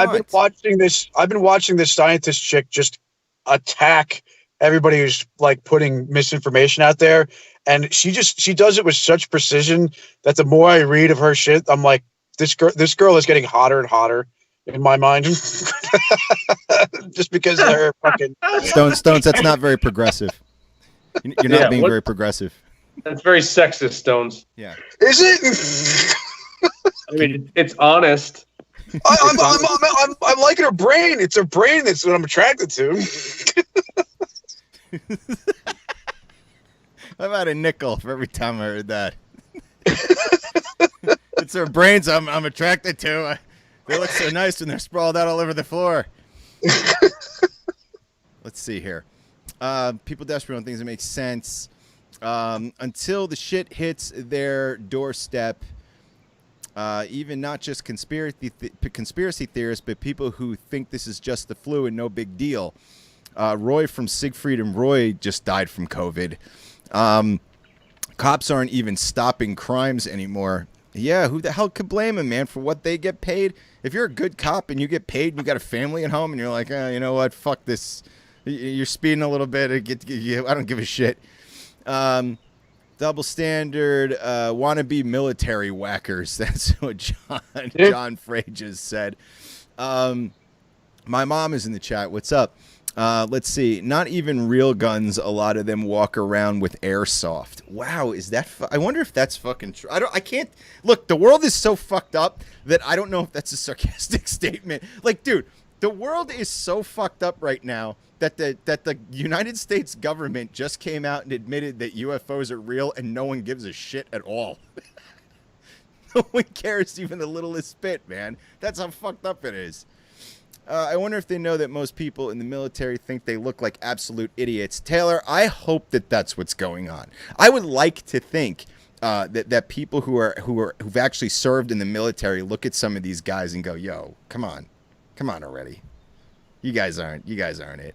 Let's see. Oh my God, yes, worst election ever. Yes, I would have to say it is definitely one of the worst elections I've ever fucking seen. Rob, I think, is right when he says it's an embarrassing election. It's completely and utterly fucking embarrassing. More embarrassing than the last one. I said before that I thought the Bush years were like the worst years ever, and that includes like the the election against John Kerry. That was a pretty embarrassing election. John Kerry was the worst candidate humanly possible. Nikki Nailbaum said, "LOL, no one cares about UFOs." That's the whole fucking things are so bad right now that no one gives a shit. The Air Force actually released video of shit. And they're like, that's an old video. I saw that video years ago. I did too, man. I felt like I did too. But I don't feel like they came out on the news and were like, yeah, we're confirming this finally. Well, the Pentagon didn't comment on it. That's the difference. The Pentagon commented on it. By the way, guys, I could get really conspiracy theorist on you right now and talk about how William Cooper said that the aliens were all part of the plan in 1994.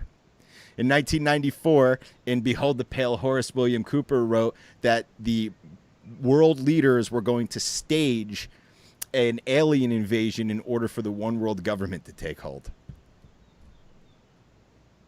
Yeah, whatever. It's a little fucked up, Stones. Am I going to still be able to fuck if the government takes over? Absolutely not. No.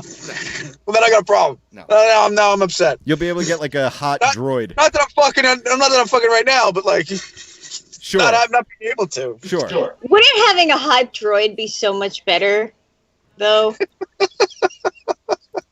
Wouldn't it? Wouldn't it be better? Is that what you're saying? Yeah. A hot droid that does literally anything that you say? I don't know. Japan seems to think that that's the route, apparently. Japan's just more open about it. I think a lot of people think that's the route. A lot of people think that's the route. I think that's the future of everything. I don't know if it's necessarily going to be droids, but it's definitely going to be like virtual reality. Sooner or later, relationships in general are not going to be necessary anymore. Why would they be? Imagine if you came home, put your virtual reality suit on, your virtual reality glasses, and you went to a world where you were the fucking total master and total king. You could murder people, fuck anything you want, anyone, anything, right out in public. You could do literally anything that you want. That's a pretty narcissist world you got there, Rick. I mean, I don't want to be. Excuse me. I thought I was in a world full of selfless people. I didn't know that. You're basically describing Westworld. I've never seen it, but Yeah, you gotta watch really? that shit. yeah, That's crazy. I've heard. You But gotta watch that. Yeah. That's what I think. I think most people, Stones, I think even if you're a really good giving person, I think that once you got a taste of being able to manufacture your own world where you could do literally anything you want, that still the majority of people, even good people, would do the most fucked up shit. Because they could get away with it. I don't know. I think there's a truth to being, somebody that just enjoys the daily grind. How could you be? How could you resist doing anything you want with no consequences ever? Because there's something to be said about the daily grind. There's something to be said about living a humble life. There's something to be said, so many people enjoy doing manufacturing jobs. Not so many people. Stones, I think what he's asking you is how could you turn down being able to be in a world where there's no consequence, regardless of working and doing the daily grind shit, that escape to be able to let go of your primitive kind of psychological aspects of life, that with no impact. Well, that sounds like it could be damaging. I think In which way? I mean, yeah. Yeah, I wonder Is it more or less damaging than real actual life? Well, what happens when real actual life isn't necessary anymore? I think that would be that would have a level of desensitization to it. Desensitize it. It would have a Stones, this is the desensitizing. future, man. You're right in a way, but that's where it's all going to go. I think human beings are eventually going to gravitate toward the what they desire most, but they're also going to do it. Oh, hey, we can do this in this way. That means we can just continuously do it forever. We don't have to destroy the whole planet. Fine, awesome. Just give me that. And how many fucking murderers, after when their neighbors are interviewed, are like, dude, that guy was such a nice guy. I don't know what the fuck happened. Imagine if your nice neighbor could just snap and put on a headset and go murder everybody that they want, and then come back out and be like, oh, thank God that's out of my system. I don't want to live amongst those people. Yeah, live amongst them even now. if we're all wearing a fucking headset. Well, I want them to go out and actually murder so I know who they are. Well, when you meet them in the virtual world, you get stats. Like, this guy here, he's got 64 kills. Wait, you mean like China's rating, people rating? Yeah, exactly. This guy's got 64 kills. That's imagine if you're like a chick with a murder fantasy. You're gonna look for guys who like to murder women, and you're a guy with a murder. I'm just saying it's the way I think humans are gonna gravitate. Because if they can gravitate that way with no consequences, I think that's what they're going to listen. You know that study where they take two groups of, I don't remember what it's called. They take two groups of people, and half of them they make inmates, and the other half they make like the cops who run the prison, right? How does it end? It always ends with the people who run the prison take their power too seriously, and even though they're only supposed to be pretending, they start hurting people because they can get away with it. because they're the authority. Now you place that authority and a godlike authority into the hands of anyone who can afford a suit and a headset. I think a lot of people are going to go dark with it. But they That sounds terrible. But they might also go, yeah, but Stones, you don't have to go to someone else's dark world. When they come out and they're here, you guys can just, have wine and watch Rick and Morty and do whatever. Yeah, but I don't necessarily believe that they're exercising demons. They might be strengthening demons. Instead of. Well, I think Stones, aren't you thinking? I mean, your point is well taken. That's the reality of it. Is that it's going to be they're at first like doing a drug. It's the initial is that it's going to be satiating the demons and keeping them in reality from causing problems for other people. But at what point does that reality get overrun by the fantasy? And when does the fantasy become reality? And then all of a sudden you've got problems. That's where your point is, It's that like any other drug you get addicted to, but you can do it. I don't know if life without consequences is a worthy observation. I don't think that's. If you think about it, we got problems with this now. He's talking about in a virtual world. Yeah, virtual world. Yeah. Where the virtual starts to become the reality because people don't know the difference and they start to let it overcome their sense of reality. Yeah. What then? That's psychological shit. But here's what I think too. I think that most people will do both. Well, a lot of people will also do both. Like imagine you could visit your friend in their virtual world. They're going to show you the one they hang out in that's like on like a beach with like where you can't get sunburn and like and like you get the beers are endless and you actually feel drunk. I read something today. I read something. This is such a generational fucking thing. I read something today where this guy he deleted his kids Minecraft world. And the kid freaked out. He said, I worked a year on that. And the father was all like, he woke up late, so I just deleted his favorite Minecraft world. And it's like I'm in this weird generation. Like my kids now are older. So I had kids when I was like super young. So I understand the idea that your kid just spent a year building something that's they built that and they devoted so much time and energy and effort into it. And then you got people that are older than me. They're like, that's just a fucking video game. Like you're 100% right, because what you're talking about in my mind, as somebody who deals with a lot of tech shit all the time, is I think I agree with you. Because in my mind, that would be no different than if the father went outside and burnt down the greatest treehouse ever built that somebody worked on 8 hours a day. Just because it's in a digital world doesn't mean you put any less work, effort, or heart into it. Like you just demolished someone's dream, you fucking asshole.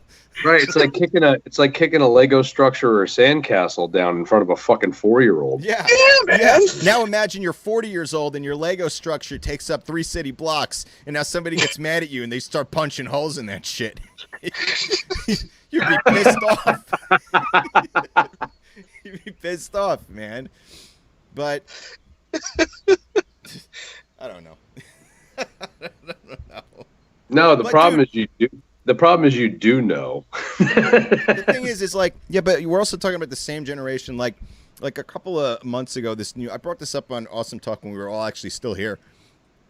And maybe it might have been almost as long as a year ago now, this girl's YouTube channel that she built up 1 million fucking subscribers on got deleted, and it was like an accident by YouTube.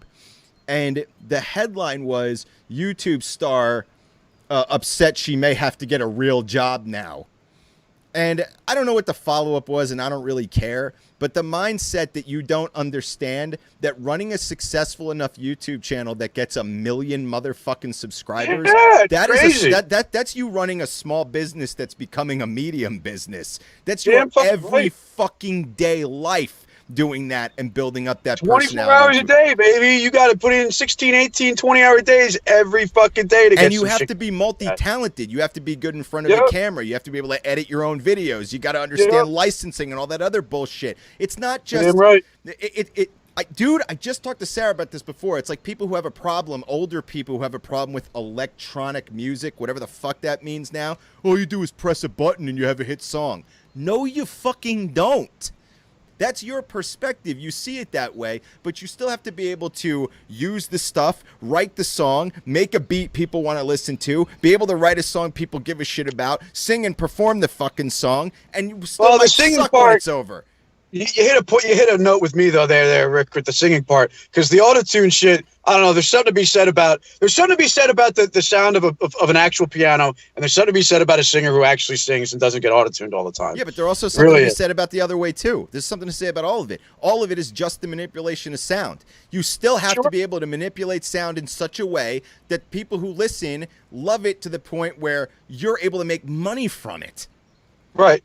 But I do appreciate the purity of instruments before the electronic age. Sure, but absolutely. Again, but that's a perspective, a point of view, an appreciation, and a good appreciation. But it doesn't invalidate the point that ultimately, no, it doesn't invalidate it. It's no, just absolutely not. Make sounds people want, you know. But anyway, it's completely relevant. Sure, absolutely, 100%. Let me check out the chat. Let's see what we got going on in here. Let's see. They don't have. Let's see if they want to make up our federal budget for COVID, then open up Area 51 and sell tickets for admission. Yes, we can clap them alien cheeks. Diane Straub is in the chat. Okay, so I think we're gonna start winding down. Anything you guys want to say to close out this evening?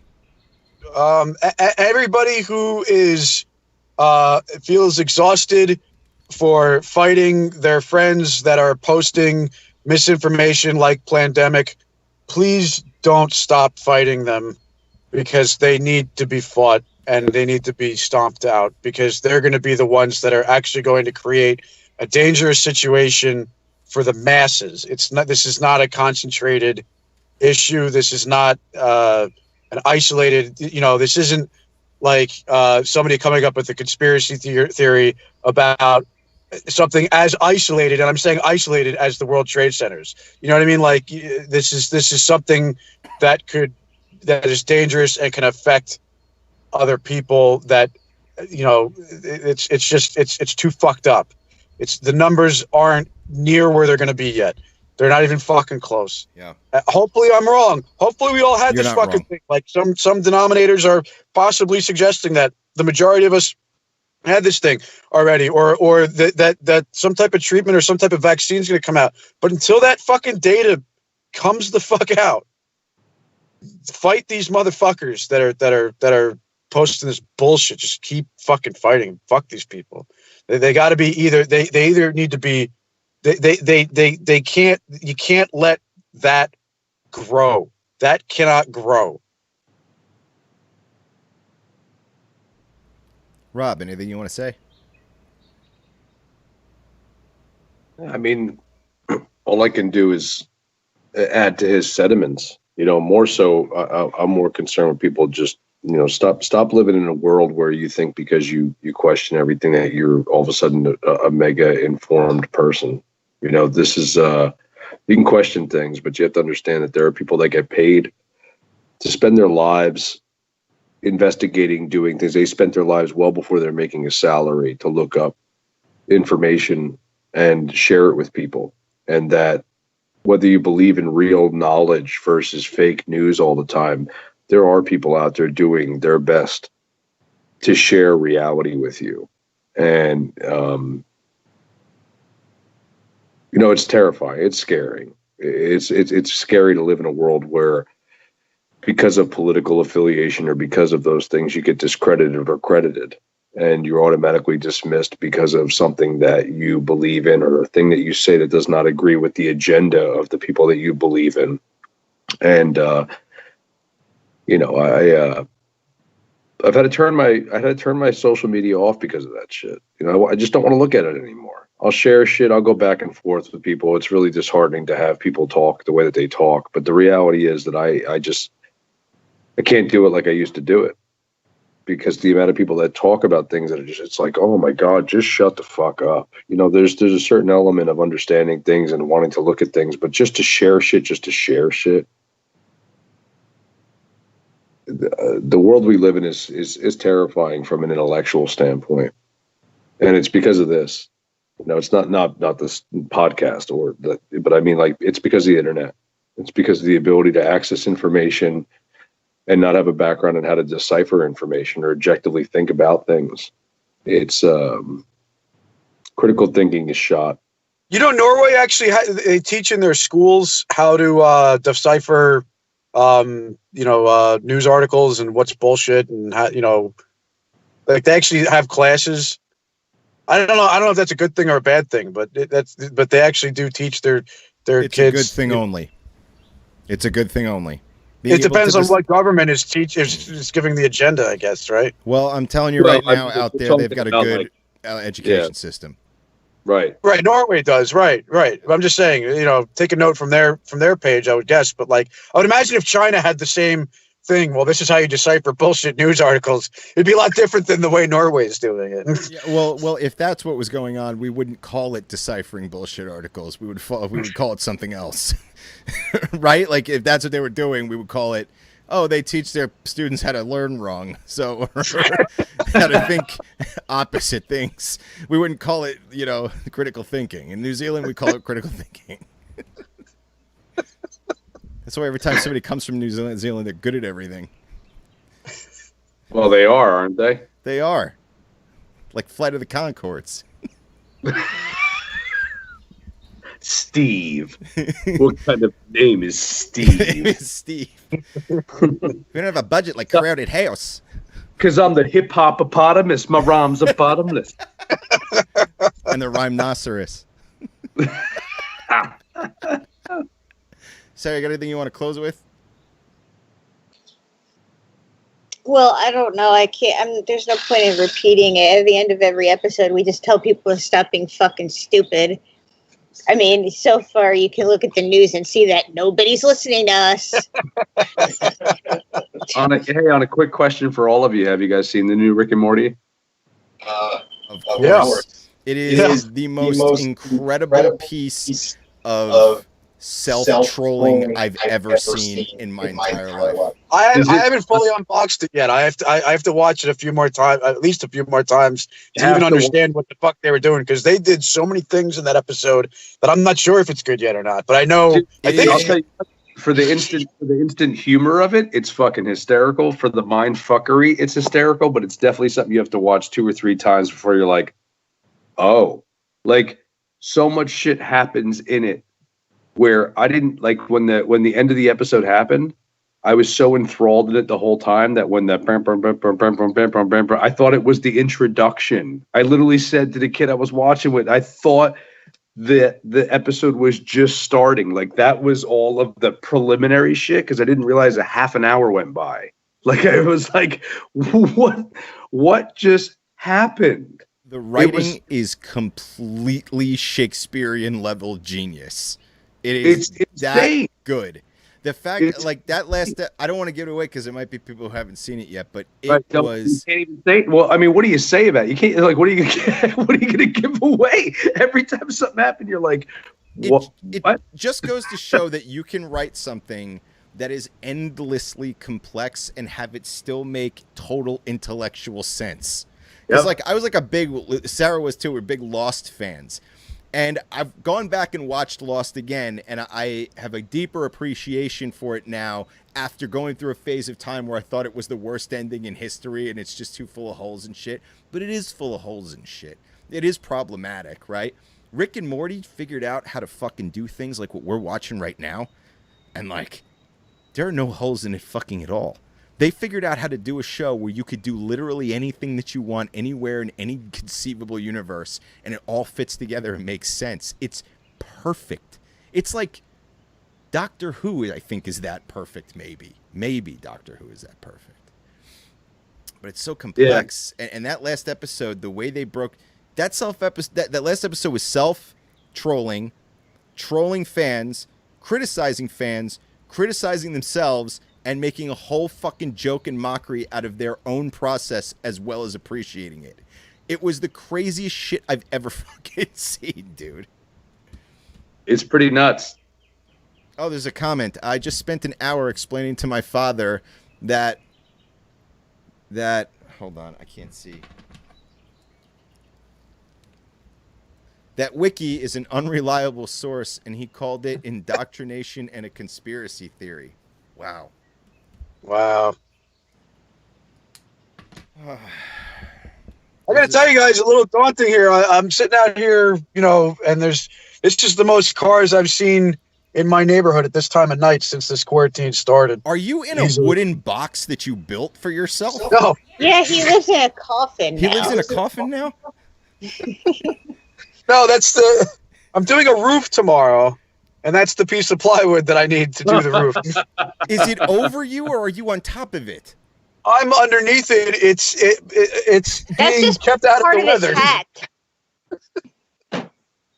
That's crazy. That's just a piece connected to his hat. You know that I actually picture him sitting outside his house, holding a piece of plywood up with one hand and his phone with the other like this, for no complex reason whatsoever. He just doesn't want to see anybody. And the wood was handy. They're always non-complex reasons. Yeah. All right, so listen. We're going to be back on in a couple of days. I'm glad all you guys are safe. I miss all you guys a lot. I missed the shit out of you guys. Miss the Yeah, fuck out man. of you guys, man. I wish you I want guys to were drink a beer here. with you guys, man. No Huh? doubt. I want to drink a beer with you. Yeah, hell yeah, dude. And I can't wait till that time comes. And everybody's got to continue to be patient and work together to make that happen. So I'm going to cut to a little We're gonna bit. film an awesome talk that we did where we just made like stuffed clothes with drawn faces for each of you, and we're just gonna sit them at the bar stools and take it from there. And you guys just record random comments and send them to us, and we'll cut it all together with camera cuts. The conversation won't make any sense. It sounds dangerous. We're already working on something like that. Yeah, we already have a sci-fi show we want to film here in quarantine where Stones is the bad guy, but he's not here to film it, so we're going to have to cut out pieces of things he said, and we hear the villain from the other room, but he talks all disjointed because it's just words that we cut and pasted. Well, thanks for owning all my words. We own the ones on the show. Yeah. How you know what, you just throw it, what is it called? You throw it at a wall and you see if it sticks or whatever. We're just gonna throw your words at a wall and see what sentences stick. Yeah, just throw shit at the wall and then see if it sticks. Rick made a great point that we could cut out words that you said and make a Stones word bank, and then just hook it all up to like a keyboard, so that way we could just press a keyboard and Just hit. Random words, make random sentences. You could do the same thing with an Arduino too. Yeah. Well, I'm going to maybe use an Arduino to control your fake head.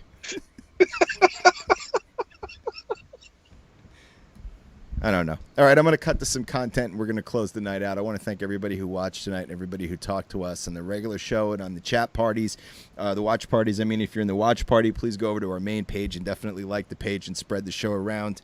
And again, I love and miss you guys so much, dude, and I can't wait till we can all be here together again, getting hammered together like we're supposed to be.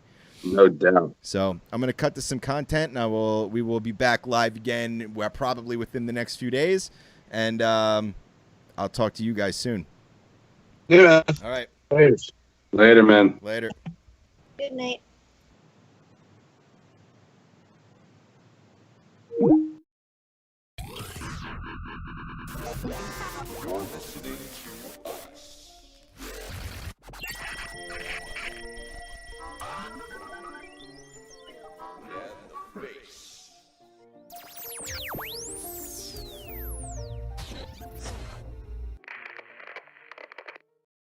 Here is Raleigh, North Carolina. All right. Fed up after his house has been hit by a car for the 6th time. Okay.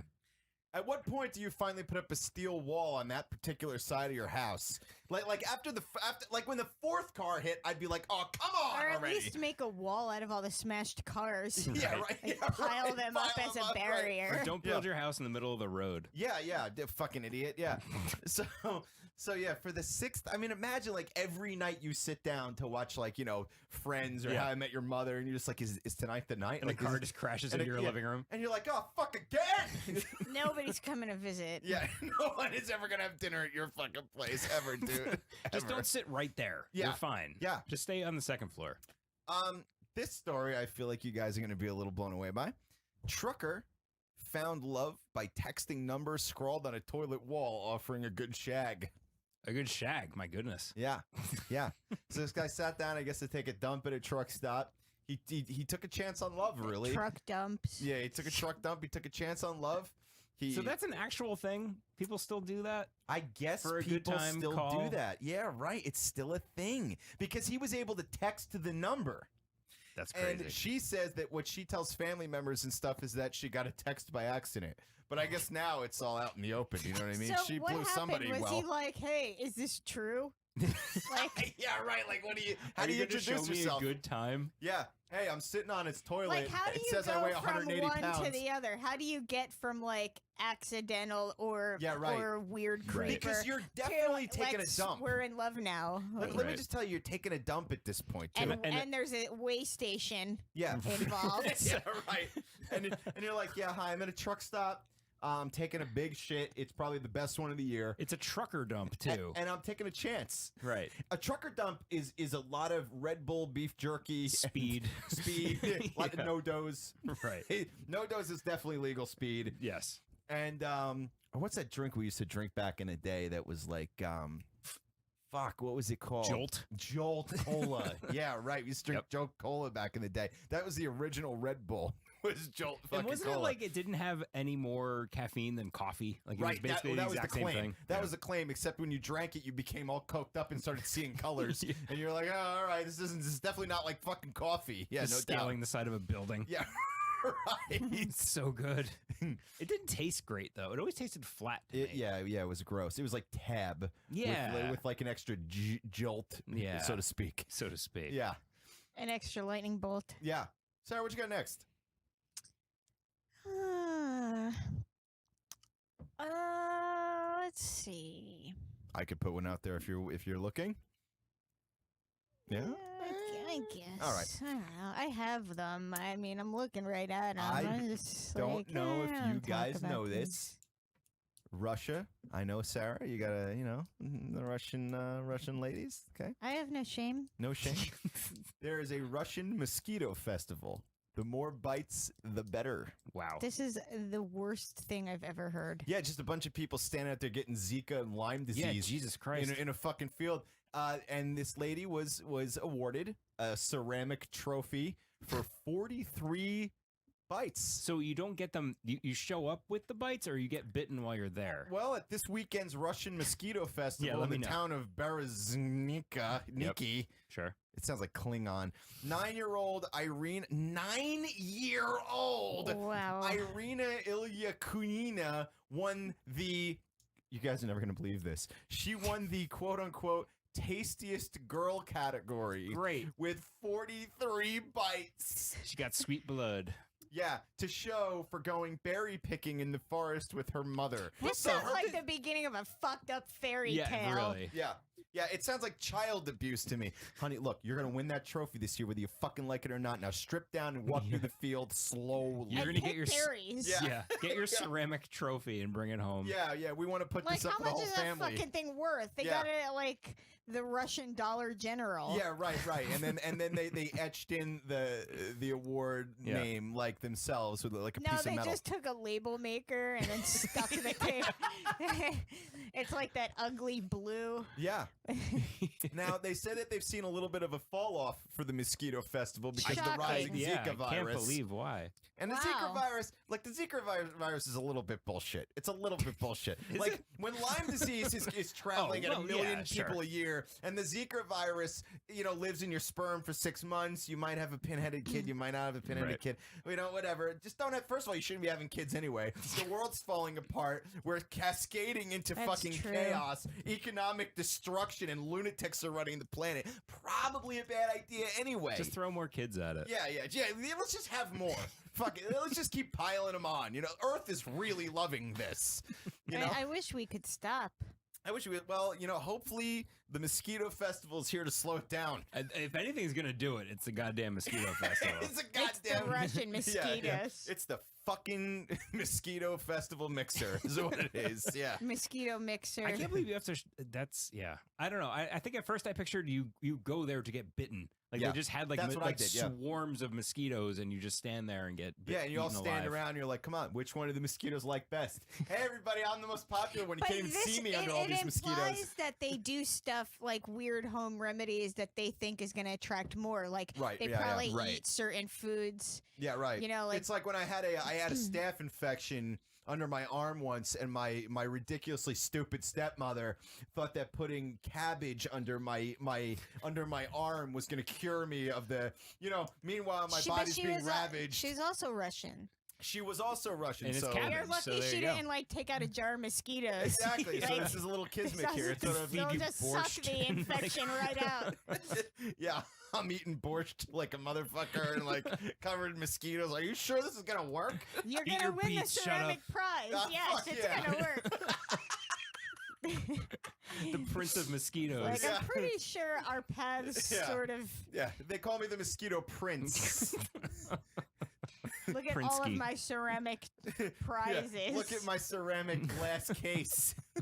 It is full of ceramics. I'm so itchy. I just want to fucking blow my brains out. Just like little drops of blood. Like I can't Like how stop. itchy? Like I get one and just I'm scabbed over in a day. 'Cause Yeah, I'm just right. scratching at it all Dude, day. I gotta be honest with you. I hate the outdoors. Oh my I God. can't I say hate when people nature. are like, "I'm gonna go camping." I'm like, "Wait, why? What are I've you never doing?" been camping. Dude, in my you're not entire missing life. anything. The last time I went camping, I had a tick on my cock. I was like, "What? I don't need this drama." Now I gotta fight with my doctor for antibiotics. A That's fucking where nightmare. they want to go for, dude. They're gonna go for Yo, one of the cats junk. took a big shit and it stinks. Holy fuck. Whew. God, it's the worst. Oh my god. So go ahead, Sarah. What do you got next?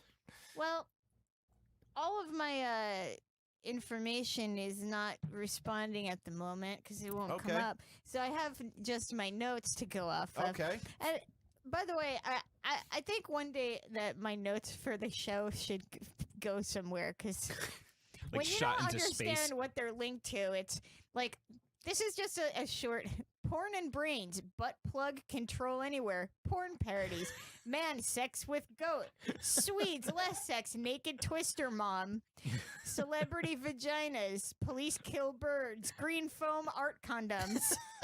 So by reading that, can you just remember what the story is? Yeah, I can remember what a lot of these are. That's Um, insane. Well, I I need wish to, I had that talent. I need to have the talent of knowing the most useless, fucking terrible so what's the information foam, ever. What's the green foam condom? So in no, those are two different things: Oh. green foam and art condoms. Oh, oh, I I thought they were thought it was together, all yeah. one green foam. they might art as condom. well be. With a foam condom, you've only got so much time to get out Yeah. after you blow a load. They Is it- have these things now. I forgot what they're called. They're like instead. We talked about the whole Diva Cup thing Yes. a while ago Right, on yeah, Ice yeah. in the Face. Well, there's another thing now for periods it's not like the cup because the cup is sort of down lower, Sure. I guess. Yeah. This is something that goes like way up in you. And And like siphons everything but this off. is the Yeah. weird part. You can have sex with it because 'Cause of it's so where far- yeah, 'Cause yeah. it's so far up inside. So Not even you the tongue can reach basically, it. so you have like a fucking cork, and then you're getting corked. Like Yeah. Oh wow. it just seems so It's You're going. doubling up your corking. It's going like right to the source. anti-biological. Yeah. It's like, it doesn't have just a chance to get seems now. like something that your body would protest to. Sure. So you're cutting it off Yes. at the pass, and then you're cutting it off at the gate, basically. So, and this is to prevent pregnancy, or Well, is it for no. Just prevent style? bleeding. No. This isn't to pretend. This is just like this instead of like a tampon or whatever the fuck. Okay, all right, But sure. it has to They're come out at saying some like you point. can have sex while it's in too. You don't have Let to. me tell you something. The amount of stories that I read, especially researching stories for this show, the amount of women who stick tampons up their pussy and then forget that they're there and get sick from it is a little mind-boggling. So if you're putting something so deep inside Yeah. that you don't even have to think of it, you set it and You just forget forget it that and it's walk there. away, it just seems to me like you're set up for disaster. Wildly dangerous. Like toxic shock syndrome. What is it called? Not toxic shock. Is it It toxic is, shock? yeah. Yeah, toxic shock syndrome seems like a definite with something that Because with something like that, it has well, to come out the at some way that point. this thing works, they said that it actually lowers your risk of toxic shock Yeah, well, syndrome. let me tell I you think, something. Let me tell you I something. think it lowers From- it. from the stuff I don't quote me read- on that part. From the Not- stuff I read, I feel like tampons should have bells on the string because the string is obviously not enough. Just to remind you, it's God, there. can think of how annoying it would be if you were at the grocery store and everyone with a tampon had Oh, a bell is that- attached to it. Imagine how much more aware you'd be of who to stay away from. All of them. If you just heard It a bunch of doesn't matter. jingling. It doesn't matter if they're jingling. Just stay away from everyone. It's like, yes. hey, I see you're buying some chicken McNuggets there. How's it going? She turns around. She's like, bling, bling, bling. You're like, oh, I'm sorry. Oh, whoa. Yeah, it turns around the demon eyes. And you're like, no, thanks. No, thanks. So in India, Mm-hmm. they fly kites for their Independence Day. Okay, Okay. that's nice. And one thing that they've began selling are kite strings that are covered in pieces of glass, so that if your Makes line sense.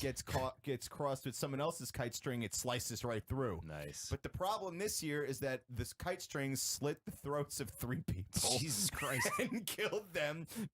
What Killed a them. happy way to die. Killed by a kite Well, string. some dude was on his motorbike. It's almost poetic. And he was driving through Delhi, and he just caught a kite string in the throat, and it sliced his throat, and he fucking and died. swooped him right away. And then people are like, and there no arrests have been made. I'm like, yeah, well, it's India. Like, they're not really arresting anybody for What? shit like that. You know what I mean? They arrest you for weird shit there.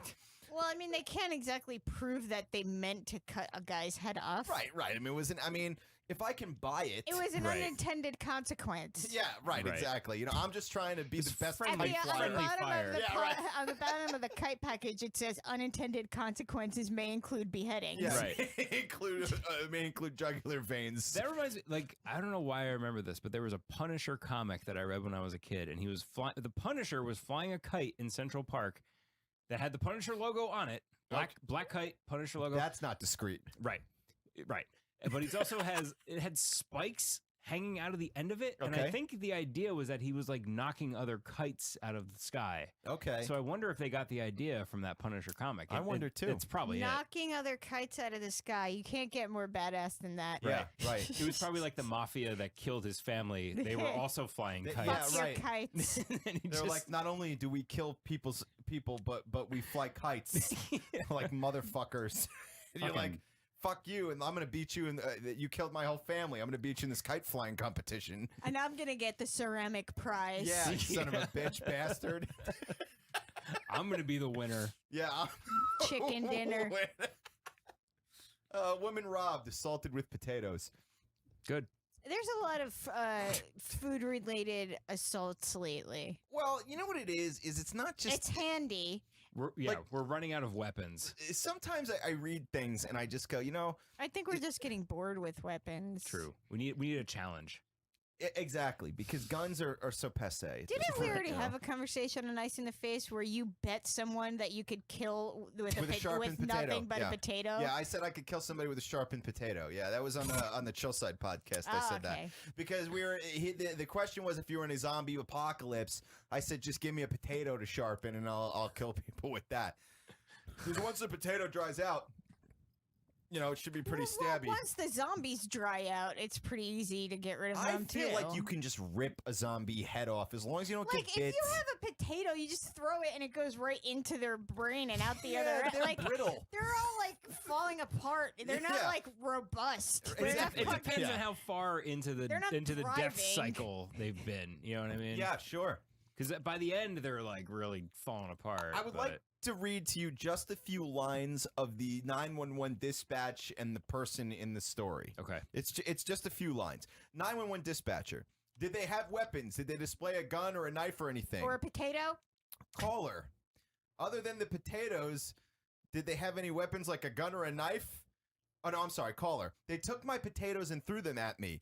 They were my bag of potatoes from Save-A-Lot. And then the 911 dispatcher said, other than potatoes, did they have anything like a gun or a knife? And the caller said, no, but those potatoes hurt. I read that and it just made me chortle. I was like, well, I'm sorry you got robbed and you got beaten up by your own potatoes. It makes me want to go to the farmer's market and just start chucking potatoes at people. Yeah, it seems like you can really get You a can leg clean up in house. life. Yep. If you just, commit I potato think assault. that if I had to assault someone with some sort of something from the grocery store, potatoes would be. I mean, if we're all staying in the produce section, potatoes probably the best option you got, Well, unless you're getting a jackfruit. Or But good luck well, What's, the, yeah. picking what's that that up over giant your one with head. the spikes all over Jackfruit? it? Is that what Jackfruit. that is? Yeah. It's like Yeah. meat almost when you cut it. Yeah. Right. You could Or- like brain someone with that But I feel Yeah, like apples. but you have to be able to lift it over your head too. and pick it up. Apples could do a job. Yeah, if you, You know? whipped an apple at Yeah. someone really hard. You could give them a black eye with that fucking thing. You could knock them clean off their feet and run away with their groceries, no doubt. Let's see. What's next here? Man arrested after allegedly trying to have sex with a van. Allegedly. Allegedly. Well, he was 35 years old. And Okay. they came upon him, and he was stripped down to his skivvies. His dick was out the front, and he was trying to jam his cock in In the tailpipe? No, not the tailpipe. He was trying to jam it through the grate in the front. That's wow. He was like, honey, we've done it that way so many times. Yeah. I'm getting bored with it. Like, we have Yeah. to try something new. I need a I new need hole. to flatten my That was dick. like his version of birthday anal. Get to fuck this van. Yeah. Yeah. It's the night that I get to renew my registration. You know what that means? Yeah. But only after it's been idling for 20 minutes. Yeah, I yeah. really need it to be warm. I like it nice and hot. I want my dickhead to There's nearly a melt off. documentary about people that. Fuck cars. Yeah, yeah. The Yeah. fuck car for real? Yeah, yeah. So It's this a- is like it's a an culture actual That are like thing, so yeah. in love with their car that Yeah. they basically have sex with I it. just, Yeah, wanna, yeah, I just yeah. want to make a plea to the human community that if There you is have no human community. If you have enough passion to go out and fuck cars so much that they make a documentary about it, can you please shift your passion to, like, I don't know, curing cancer or Right. space exploration? Like, Well, or, like they or would. but- inventing an actually edible baby powder. yeah, or an actually our one true dream. or an actually fuckable car, like a car with an organic vagina growing With on a it. giant vagina. Yeah. But also, there's car. Like I feel like yesterday I saw a picture of a car that just had like a The giant. perfect vagina. Yeah. Yeah, why would anybody It was fuck a dirty old van? just yesterday. It was You know, I like vans because I like heavy set cars. right. No, it was a car that had like a spray, a painted picture of like an anime girl on the hood, Okay. and a dude just posing like, "What up?" Like just like throwing up deuces like in front of it. Like this is my car. Like I drive around with this fucking thing in Yeah, front of it. sure. Some And dudes can only. sometimes I also fuck it. Yeah, Yeah, if she'll let me. mind your own business. Could you imagine being like so awful in life that even your fantasy women reject you? Yeah. You dream about girls telling you The, no. the car just drives away from you on its own. The emergency brake turns off and it's just like rolling down the hill. Like, no, thank you, fucking pervert. Let's see. So, okay. This story is not necessarily like to me. It sounded funny at first, and then after thinking about it, it wasn't. It got This is sad. the story. And it's not really the story itself that gets me. It's the first line written by ABC News that gets me. All right. Okay. The story is overdue pregnant woman wake surfs to help induce labor. Wake Wake surfs? surfs. So she's out surfing. I guess she's like hooked to the back of a truck, not a truck, A trolley? a speedboat or whatever, and she's on and she's really doing it. She's pregnant as shit, and she's just on the surfboard. Yeah. And I thought to myself at first, I was like, God, that's because pregnancy's gross. I was like, that's Yeah. disgusting. And then I was like, well, at the same time, if I had some some parasite in me that needed to come out, You would do anything. I would do anything to Right. get it out. You know what I mean? And she said she had fun and she felt good. And I'm like, okay, well, good for you. Right. But then it's the first line when you consider that this is mainstream press and that they would write this. This is gonna go bad. This I just know you it. just wait for this, John. Mhm. I picked this for you. Thanks. I this- know this is right up your alley. This is what it says. Every word is terrible. This adventurous mama has no problem hanging 10 at 40 weeks pregnant. You know that it was Gross. like some like self-congratulating female who sat there Yeah. writing this stupid Like, hold article. on. I got I it. Yeah. feel so